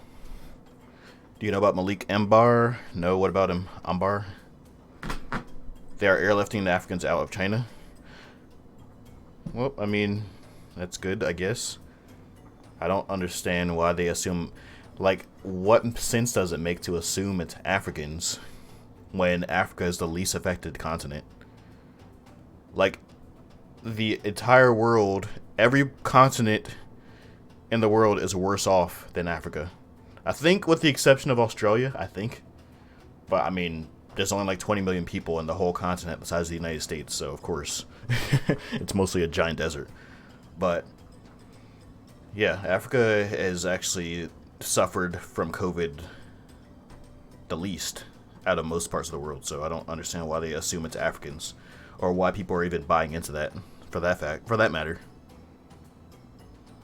Why you should make a video on top African generals and their battles win. Yeah, like I said, I have no shortage of ideas and content. I just need to catch up on stuff. I've been playing catch up for a very long time now. Right now I'm working on part 2 of what if West Africans industrialize on their own. Yeah, part 2 of that video, which I uploaded like 2 years ago, almost. Working on that. And yeah. We'll see where we go from there. China wants to use Africa for resources by building infrastructure and putting them in debt. Yeah. Yeah, we talked about that earlier as well. Instead of hating each other during the pandemic, we should focus our anger at the rich people who govern the world, who are doing a terrible job at protecting the people. Yeah, as I said in my last video, this COVID situation... It just makes it's a stark reminder that we're not as different as we always want to make ourselves out to be. We're humans. COVID doesn't give a crap whether you're black, you're white, you're male, you're female. It's a virus and it will infect your body. It does care whether you're older or younger. Sorry to make such a bad joke, but yeah, it does care whether you're older or younger. But that's it. It doesn't care. As long as you are a human being, it doesn't care. It wants to get in your body and affect you. So instead of pointing fingers and playing the blame game and deciding whose fault it is and blah blah blah, COVID doesn't care. So just come up with a solution to save yourself and other fellow human beings that inhabit this planet. Screw everything else. Let's all come together and hug each other. No, wait, don't do that. Yeah. Yeah, see that snake right there? See how it's like reared up? It wants a hug, maybe even a kiss. Just go. It's the same concept. Just go hug that snake. It's rearing up because it wants you to hug it. So go ahead. There are a lot of young people dying too. Yeah, there are young people dying, but I'm just saying it cares less about your age, or sorry, more about your age than it does of anything else. It cares more about your age than your gender, your race, your nationality, your language, your religion. It cares less about that than it does about your age. If you're over 60, you have a significantly higher chance of dying from it. If you're like under 30, you only have like a 1% chance of dying from it. So it does kill you, but it's a very small chance. I'm not encouraging you to go out all nonchalant because you're younger, because there is still that chance. But the biggest reason is because even if you are immune to it, you can still be a vector for it. Like, for example, they believe a bat is what caused it. The bat didn't care, but it can still spread it. There are lots of vectors that carry diseases that don't affect them at all, like bugs and stuff. But they can still spread it. So basically, you're a bug. You're a bat. If you're young, you can still spread it to older people who are susceptible, or people who have immune systems that are compromised and can't cope with it. People with like HIV and things like that, or other kinds of genetic disorders that make them more susceptible to it. So, if you're young, you still want to quarantine yourself and limit contact with other people, just so you don't potentially spread it to like your grandparents, for example. You still want to be careful.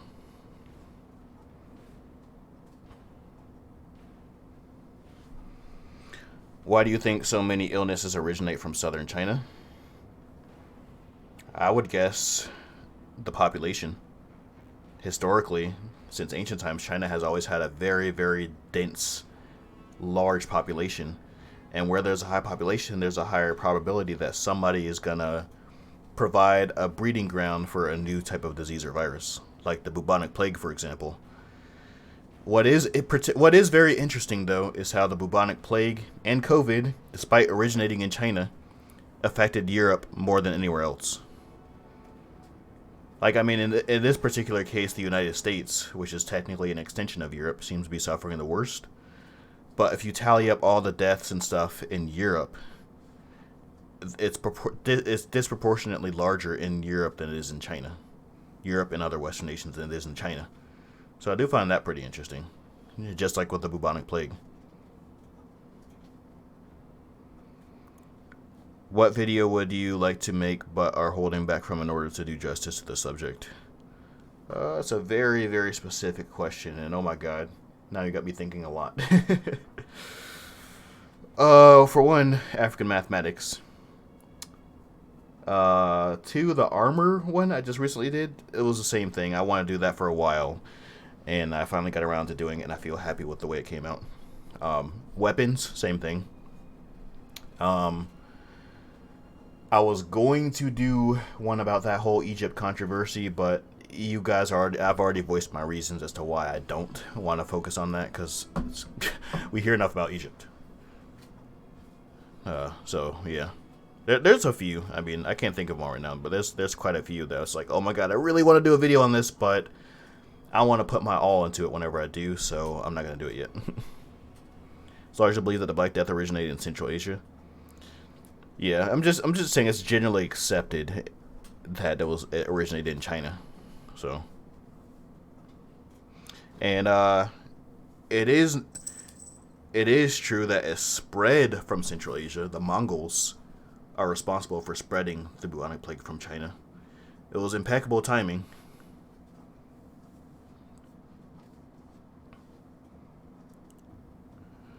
Alright. Ever hurt anyone so bad without any intention and effort after realizing doing it, wishing could nothing else but just take it back? I'm not sure if that was a question, but I guess it was. I'm sure we've all experienced that at some point in our lives. Unless we're sociopaths who don't care how people feel. And the Justinian plague, which basically the bubonic plague came from Syria. Okay, research the subject. China is far from the communists at this point. Just because they stick posters of Mao everywhere doesn't mean they actually hold to his values. Yeah, China has definitely moved a lot more from the communism realm to a more liberal state, but they still do have quite a tight control over people and politics and press and things like that compared to other countries. Howdy, Jabari. Hope you're doing well. Appreciate it. Useful charts. I've been throwing out. All right, sorry, one second, guys. I've been throwing out shout outs here and there. Go ahead and check out Useful Charts. He also does some pretty good videos. Hence his name, Useful Charts. He does a lot of charts about like ruling dynasties and their history and stuff like that. And we actually did a collaboration on the family tree of the Keita dynasty of the Mali Empire. So be sure to check that out. He's done he's pledged to do a chart on at least one African themed topic. What was it, once a month? Correct me if I'm wrong. So be sure to check out his content because it's really good stuff. Very thoroughly researched. Liberal implies democracy. The only thing liberal about them is more capitalism. Yeah, that's why I said more liberal. I didn't say they are liberal. I'm just saying they've been, when it comes to liberal not liberal and liberal, they've been going farther up. They're not there, but they've been going up. That's what I meant by more. Probably once every couple months now. Yeah. So be sure to check them out. It's nice to see channels that focus on historical topics that actually look at African history as relevant and something worthy of mentioning and including. You don't see that a lot, so it's great to see that. Just because they don't practice communism the same doesn't make them no longer far left. Yeah, we're getting way too political now, so let's cut this topic as well, just like we did with religion. Because I mean, again, I'm okay with discussing things like that. I'm totally fine with it. But all it takes is one very offended individual to ruin everything for everybody. So that's why. It's nothing against anybody here. So let's just cut this topic right now. Change the subject.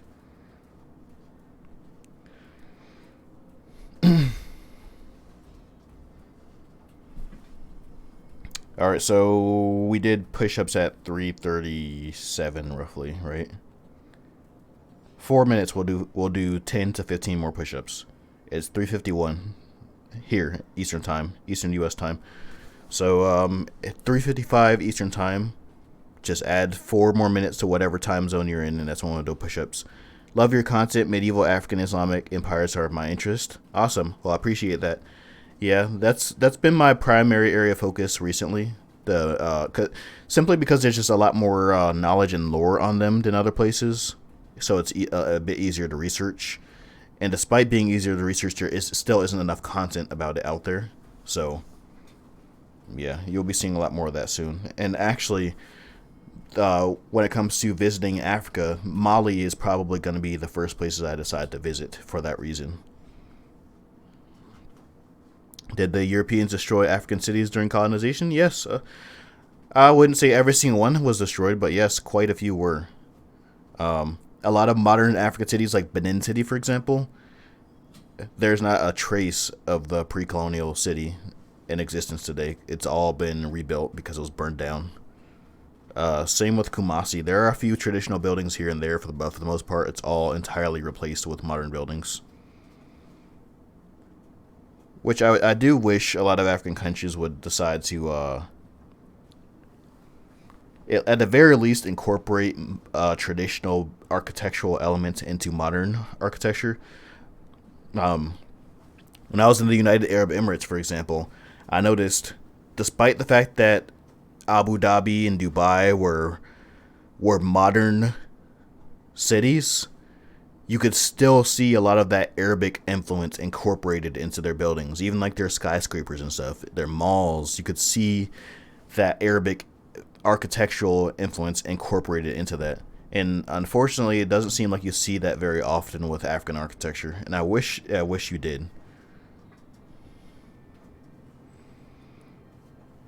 China is the most racist place. I don't know why so many black people live in a place where they call black people monkeys. And I mean, it doesn't matter what part of the world you are. If you're black, history has not been on your side. Unfortunately, that's just the way it is. And it's hard to pick and choose where to live when so much of the world hates you. It's just the way it is.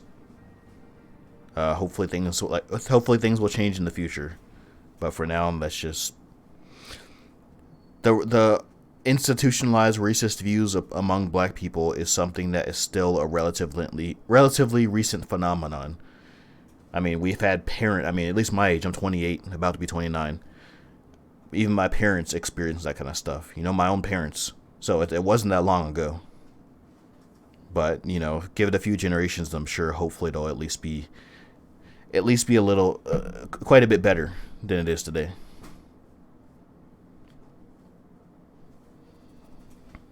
Did you see all those thousands of cool antique rifles recently imported from Ethiopia? I did not see that. Feel free to share a link, by the way. Moderators can approve it. Because I think I do have links blocked. So moderators, if you post it, moderators can approve it for you.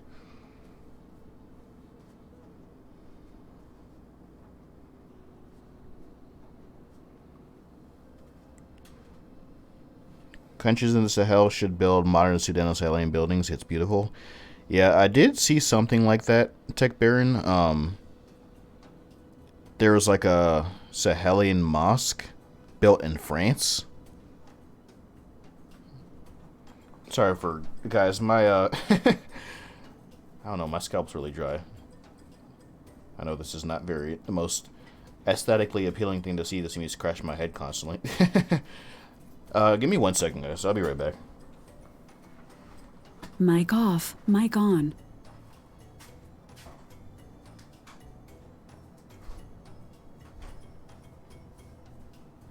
Mic off.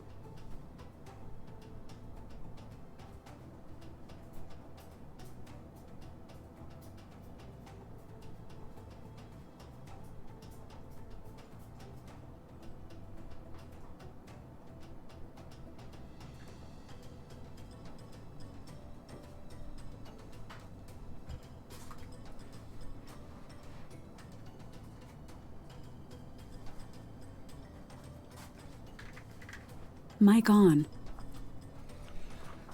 I guess Ona wanted to live stream.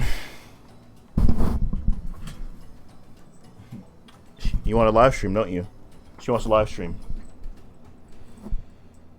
Ask her any questions. Any question you want. She'll answer them. Mic off. I guess you changed her mind.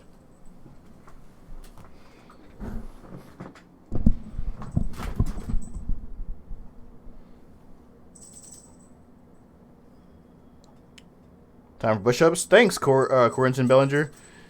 He reminded me of push-ups. Thank you.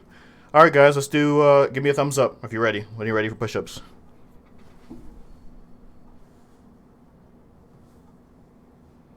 How old are you, Grant Swartz? I was alive during apartheid too, but I was too young to even remember it. So, I mean, I learned about it in school, but what was that? Early '90s. I was born in '91, so it was.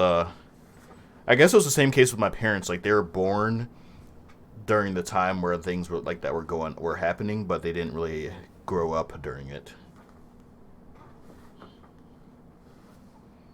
I need more thumbs up. At least 5. Give me 5 at least.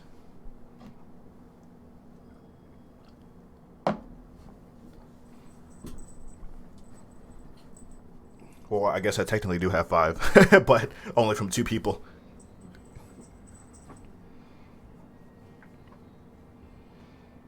I already did mine. Why'd you do it without us? It's supposed to be a team. This is the Empire from nothing. All of the warriors are supposed to train together. You don't just do your own thing. It was about 15 when it officially ended. I was about 15 when it officially ended. Oh, okay. Yeah, I was... When it ended, like 93 or something? I can't remember. It was like 93, wasn't it? And I was born in 91, so I was 2. So... Alright, guys. Let's go ahead and do our push-ups. Switching to push-up cam now.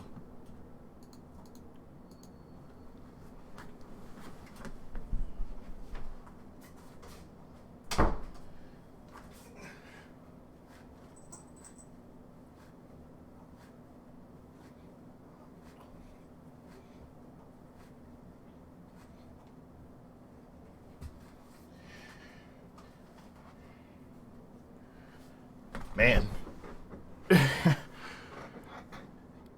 The more you do 10 push-ups, the harder it gets to do it every time. It officially ended in 94. Yeah, I knew it was somewhere around there. Yeah, I was 3, so.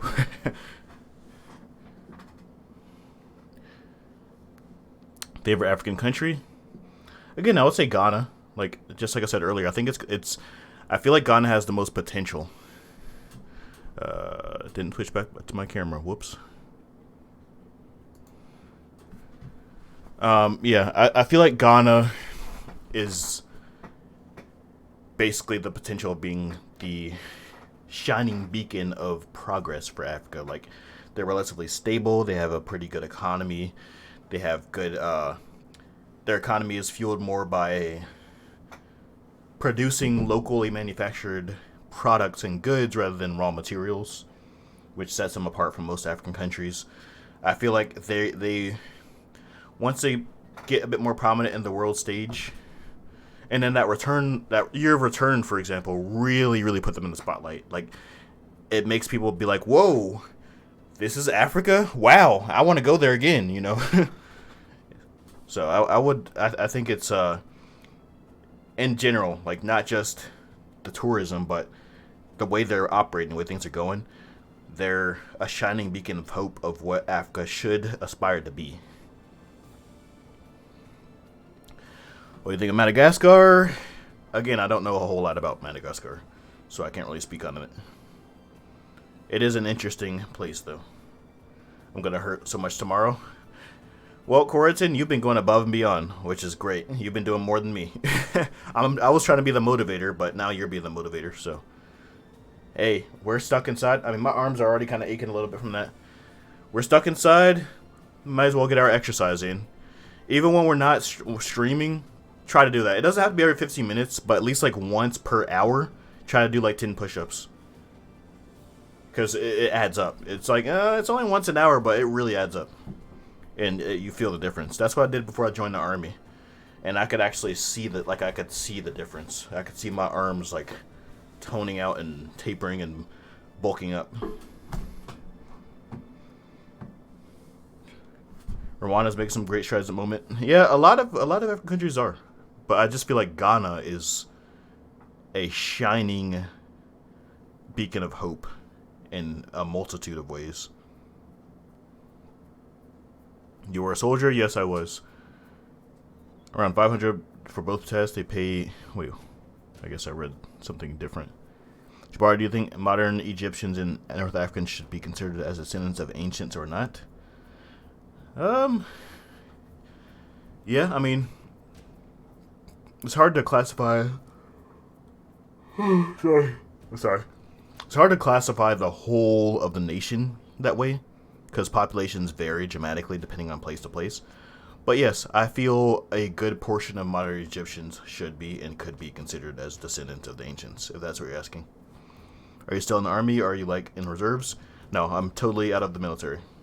100%. Hence why my hair looks like this, and my beard looks like this, because I don't have to worry about shaving or cutting my hair anymore.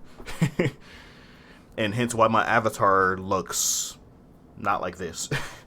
Eventually, I'm gonna update my avatar to where he has the hair and he has the beard, and you can see the hair swinging and all that stuff. It's gonna look pretty cool. I just gotta get around to actually doing it. What do you think of Sankara? I think he definitely was a good example, but unfortunately, it just seems like leaders like him, whenever they come along, they get assassinated, which discourages people from wanting to make more progress like he did. So it's a pretty unfortunate truth.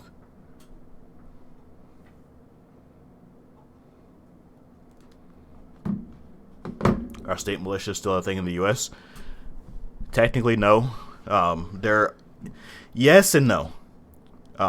There's the National Guard, which is like the reserves, but it's from a state level rather than a federal level. But it's still, they still have to respond to federal calls to arms and deployments. So they're technically state, they're funded by the state, they're mandated by the state, but they're still technically under control of the federal government. And I'm sure that probably is a result of like the Civil War, for example. That showed that giving states too much power was not a good thing. So I'm gonna assume that that's why it is the way it is now. I don't know all the details, but that's just my guess.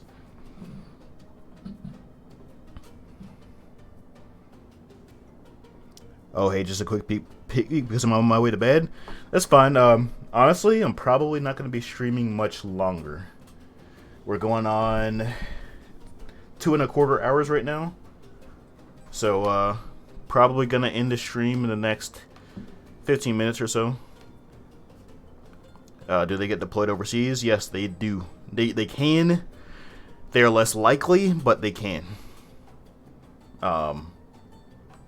If you join the reserves, there's a good possibility that you might, but a lot less likely than active duty.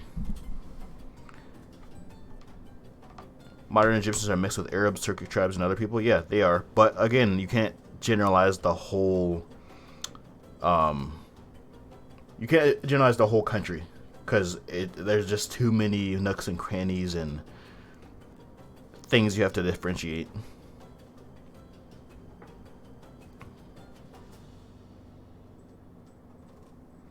Perhaps also there's no longer any use for them. Native Americans are no longer a threat. I don't think militias were set up for Native Americans. They were set up because the United States wanted to build a country that didn't force people to serve one centralized ruler, but to have their own freedom and autonomy, but just unite when they needed to do so. That was the whole purpose of setting up militias. And it was basically a way to make sure the federal government doesn't have too much power to where they become tyrannical. Checks and balances. Also, there's no longer any use for them. Are you asking if state militias are deployed overseas? Yeah, he did ask that, and I said yes, they do. They can and do get deployed overseas.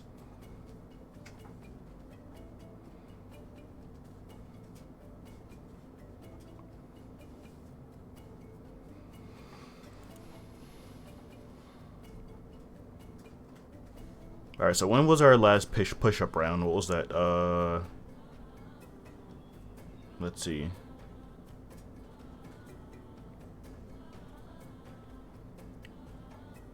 I totally forgot what time it was. My memory is awful if you guys haven't realized that already, so... Yeah, I want to at least get one more push-up round before we end the stream. I'm not saying I'm going to end it right now, but I want to get at least one more round of push-ups before we do.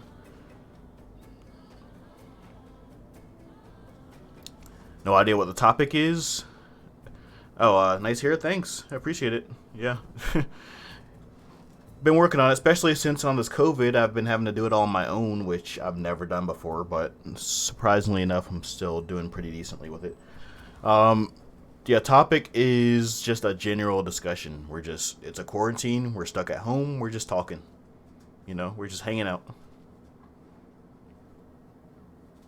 To my knowledge, state militias don't deploy overseas, but the National Guard does. There are no state militias anymore. The National Guard is a state militia. It's the modern version of a state militia.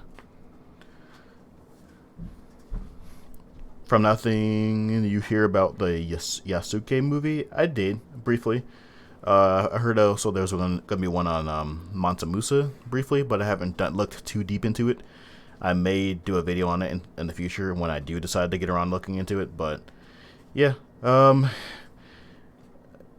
I'm glad they're doing it, don't get me wrong, but I'm just upset that people are so damn into, like, the black Japanese guy, or the black guy in India, or the black guy in Britain. It's like, who cares? Like, what about the black guy in Africa, like, ruling over an African kingdom, or fighting for an African city? Like, what about those guys? Like, why do we always does it always have to be, oh yeah, let's make a movie about this African guy in Japan? Like, screw that. Why not the African guy in the Benin Empire? Why does that not get its movie? Why don't we talk about the African guy in the Mali Empire? Why does he not deserve a movie? You know, I'm really sick of that. I mean, it's progress. It really is progress. I'm grateful. I'm happy. I'm just sick of it always being downplayed unless it's an African somewhere else. It's, you know, there's an African guy who became a general of Russia. Congrats, you know. What about the African guy who was a general of the Mali Empire? You know, like, they just want token black guys in their movies? Yeah, basically.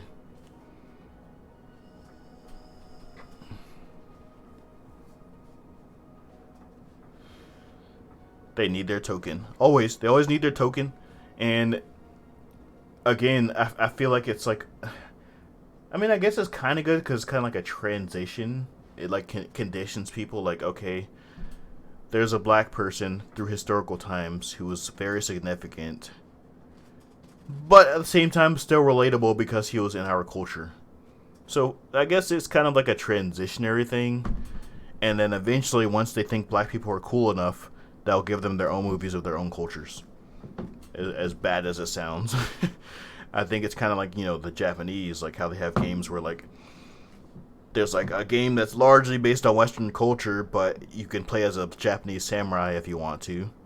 And then eventually there's games entirely about Japanese culture, and then people are like, oh my god, this is so awesome! And they become weebs, and all they want in their life is to visit Japan.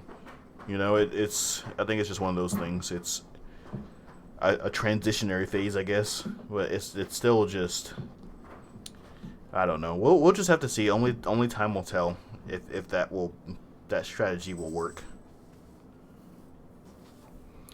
In the 80s, there was a miniseries on Shaka Zulu. It was heavily based on the British priest's account of his life. A lot of oral history was dismissed. Yeah, I actually watched that. I watched that series in its entirety. Can I see what I have to deal with? Do you see what I have to deal with?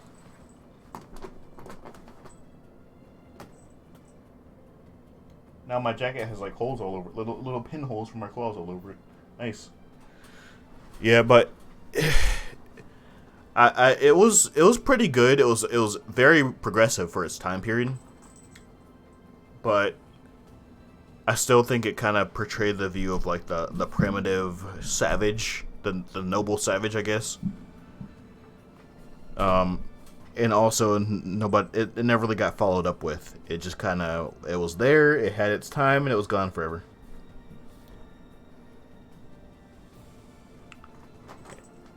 Anyway, I guess it's time for more push-ups. You guys ready? Thumbs up. I think it's stupid that Disney replaces white Disney princesses or characters with black people instead of creating some original with black people. Yep. Princess and the Frog versus, like, you know, Queen Amina, for example. Like, why was that not a thing? Or a Queen Nzinga. Why not a movie on that? That would have been awesome. Mansa Musa, hell, like, he's like super popular compared to other African peoples. Mansa Musa is super powerful, or sorry, super popular, and we don't even have a movie on him. So, anyway, so we got our thumbs up. So let's go ahead and do our push-ups. My arms are hurting too. Don't worry, guys, but I'm still doing it. I don't have to do this, but I'm doing it. So remember that. If you're like, oh, I don't want to do it, I'm just doing it to help you guys, help us get motivated. That's all. So let's do it. 10 push-ups.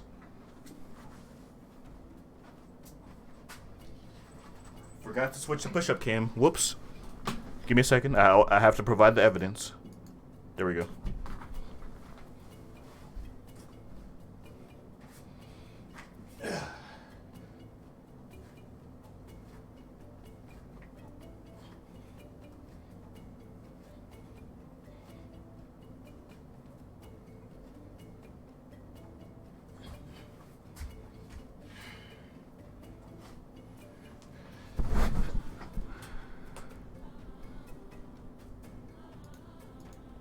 All right, there we go.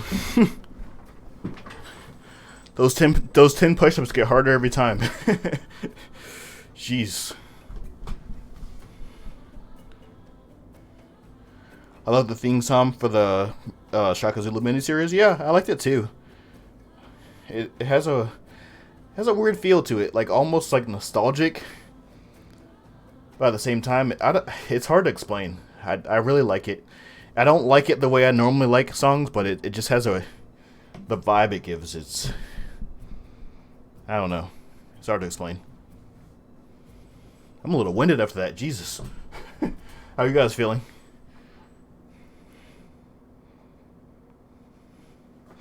They can literally make a movie about the Shanti. They could. Not just the Shanti. There's a lot they could make movies about. But yeah. I don't know. It doesn't make any sense to me.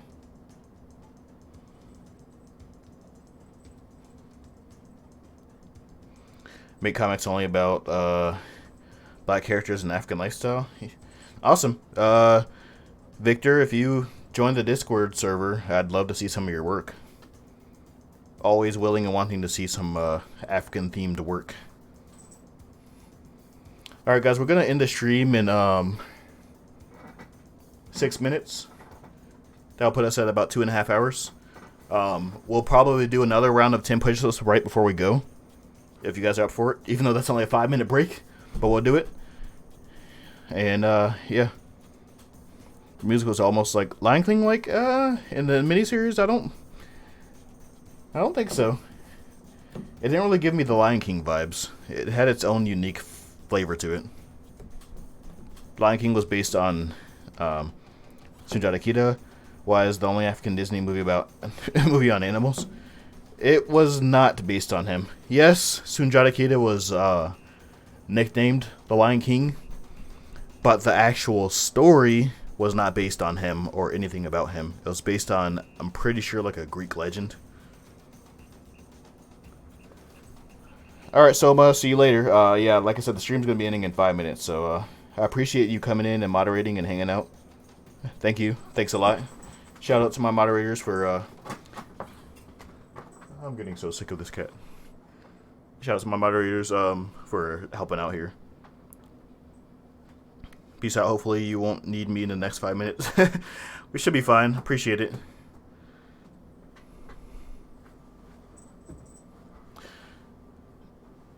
One big bang before it's over. Yep, exactly. Get some cat toys. No, she has plenty of toys, but like, considering if I'm not giving her attention, she goes out of her way to try to get my attention. That's the problem.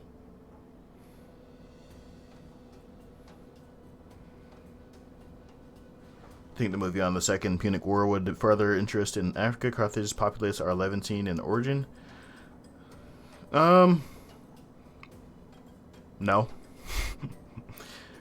Reason being, Mediterranean, just like I said earlier in the stream, I'm not sure how long you've been here, but Romans, Greeks, Carthaginians, Minoans, they're all what I consider Mediterranean culture. Not African, not European, not Asian, Mediterranean. So when people say like, oh, Roman civilization was Europe, no, it wasn't Europe, it was Mediterranean. But during that time, what was Europe were the Celts and the Germanic tribes, not Rome. Rome was Mediterranean, and they spread their Mediterranean culture to Europe.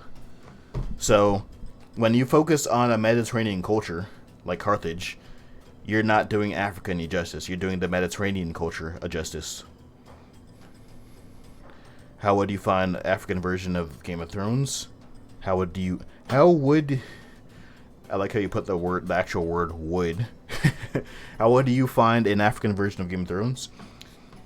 I feel like if Game of Thrones was totally reworked in an African context with African cultural elements and aspects, it would receive intense criticism from whites who were like, oh my god, look at all these black people doing all these bad things.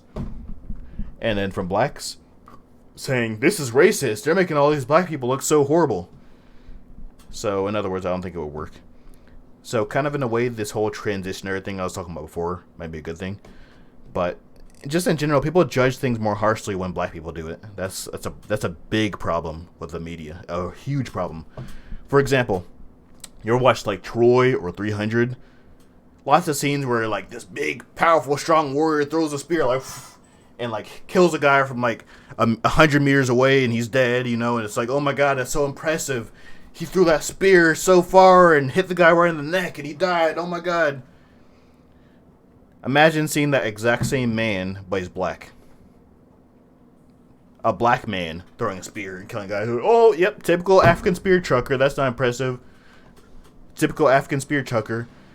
You know, that's all they do, just throw spears. You know, it's just unfortunately like a cultural mentality we have. We tend to downplay things or recategorize them based on the race of the person who does it.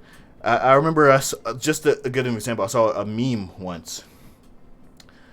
There was this really wide road, and there was a black guy, and he's like, you could tell he's been working hard, and he just like does this long jump over the road, makes it from one end to the other. Like from grass to grass on both sides. Every single freaking comment was like, oh yeah, he has those long monkey legs for jumping up trees, or oh, his welfare check was on the other side, or there was a blunt over there, or his baby mom was behind him trying to collect child support. You know, just all kinds of, every single one. But I guarantee you, if that was a white guy, they would have been like, wow, that guy had some strong legs. Oh my god, he's so strong. He's in shape. Oh, you know, just nothing but good things to say. It's a big problem. I'm not trying to, you know, rant and say, you know, everybody's against black people or whatever, but it's just the way it is. There's a problem. People tend to judge things more harshly if a black person does it than if a white person. And I feel like if we create more media for a new and future generation who isn't corrupted or brainwashed from these views, people growing up, going to school, watching movies about cool black people from the past, that mentality would change. But unfortunately, people like me in my 20s did not grow up that way. We grew up looking at everything cool and great as a white person. White prince from a movie, white princess, white beautiful princess, white fair-skinned princess, white action hero with big muscles and a gun and a brown brunette fade haircut, you know, like that's what I grew up with. So it's just kind of how things have been, unfortunately. And I'm sure that will change in the future. These newer generations, these younger people and their teens, I think are going to pave the way for that, for those viewpoints.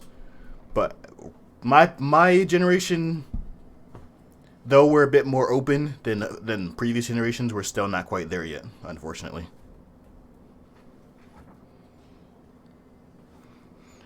Anyway, guys, we're at 2 hours and 30 minutes. We'll do one more round of push-ups, and then we're gonna call it. So, give me a thumbs up if you're ready.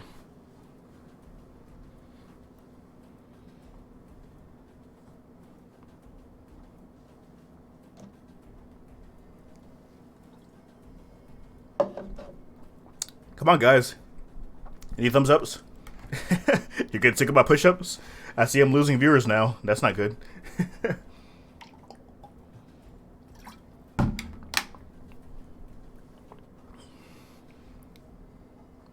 All right, we got 2 thumbs ups or 3 thumbs ups. We need at least 5. There's 4. There's 5. Okay, good. 6. All right, let's go do them. Gonna switch to push up cam now. Oh, whoop, that's not what I meant to do. Don't mind that. All right, there we go.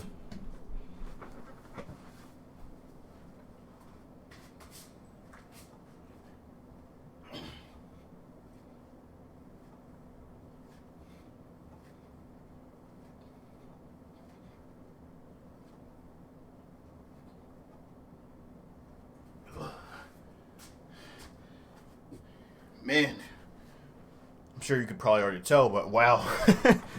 Doing those 10 push-ups has really worn me out. Jeez. But it feels good, though. You know, lets me know I'm doing something. Staying in shape. Hope you guys are feeling the same way. If you're not feeling the same way, then you haven't been doing them right. Just going to put that out there right now. Just make your avatar do push-ups. Yeah, my avatar's going to come back like the Incredible Hulk after that.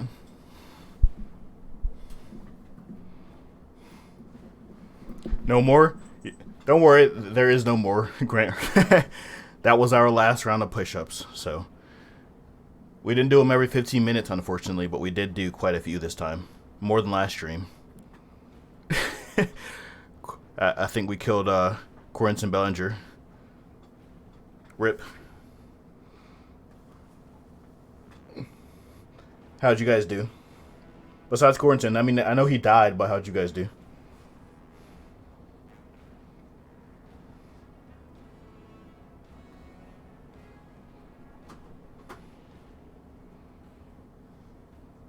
All right. Thanks for the feedback. Anyway, I guess we're gonna call it on the stream. We've been going at 2.5 hours. Had a lot of fun with you guys. I appreciate it. Hopefully, I was able to bring some sort of light to this this quarantine. We're all stuck here at home. We're all bored. We're all worrying when things will get back to normal, and it really sucks. I know, but. At the very least, at least we grew up in an era where we have internet and live streaming services and YouTube and just being able to have a community without having a community. We can do what we're doing right now without being in contact with each other and spreading COVID or any kind of plague or epidemic. We're here. We're still here enjoying each other's company without any of the physical contact. So let's be happy and grateful that we can do that with our current technology and an introvert stream, exactly. So yeah, I hope you guys enjoyed this. I'll keep doing these more often as long as this pandemic goes on. I do want to do more live streams, period. But this COVID thing kind of motivated me to do more because I just want you guys to have something to look forward to. Just have a group of people to mingle with and talk to. And I appreciate you guys tuning in. I really do. I really, really do. I'm very glad you guys were here. You do 100 push-up daily, so this is easy. Khalil G. Well, good on you. Yeah, let's hope everybody else gets to your point, because I'm certainly not. My arms are already hurting, but yeah. Anyway, guys, yeah, stay safe. You too, Frenotopia. You guys stay safe, do your thing, and I'll see about planning another stream soon. I will make sure to plan it at least like a week or so in advance next time, just so that we get maximum viewers and you have time to plan and so on and so forth. Thanks again for tuning in, and you guys have a good night, and please stay safe.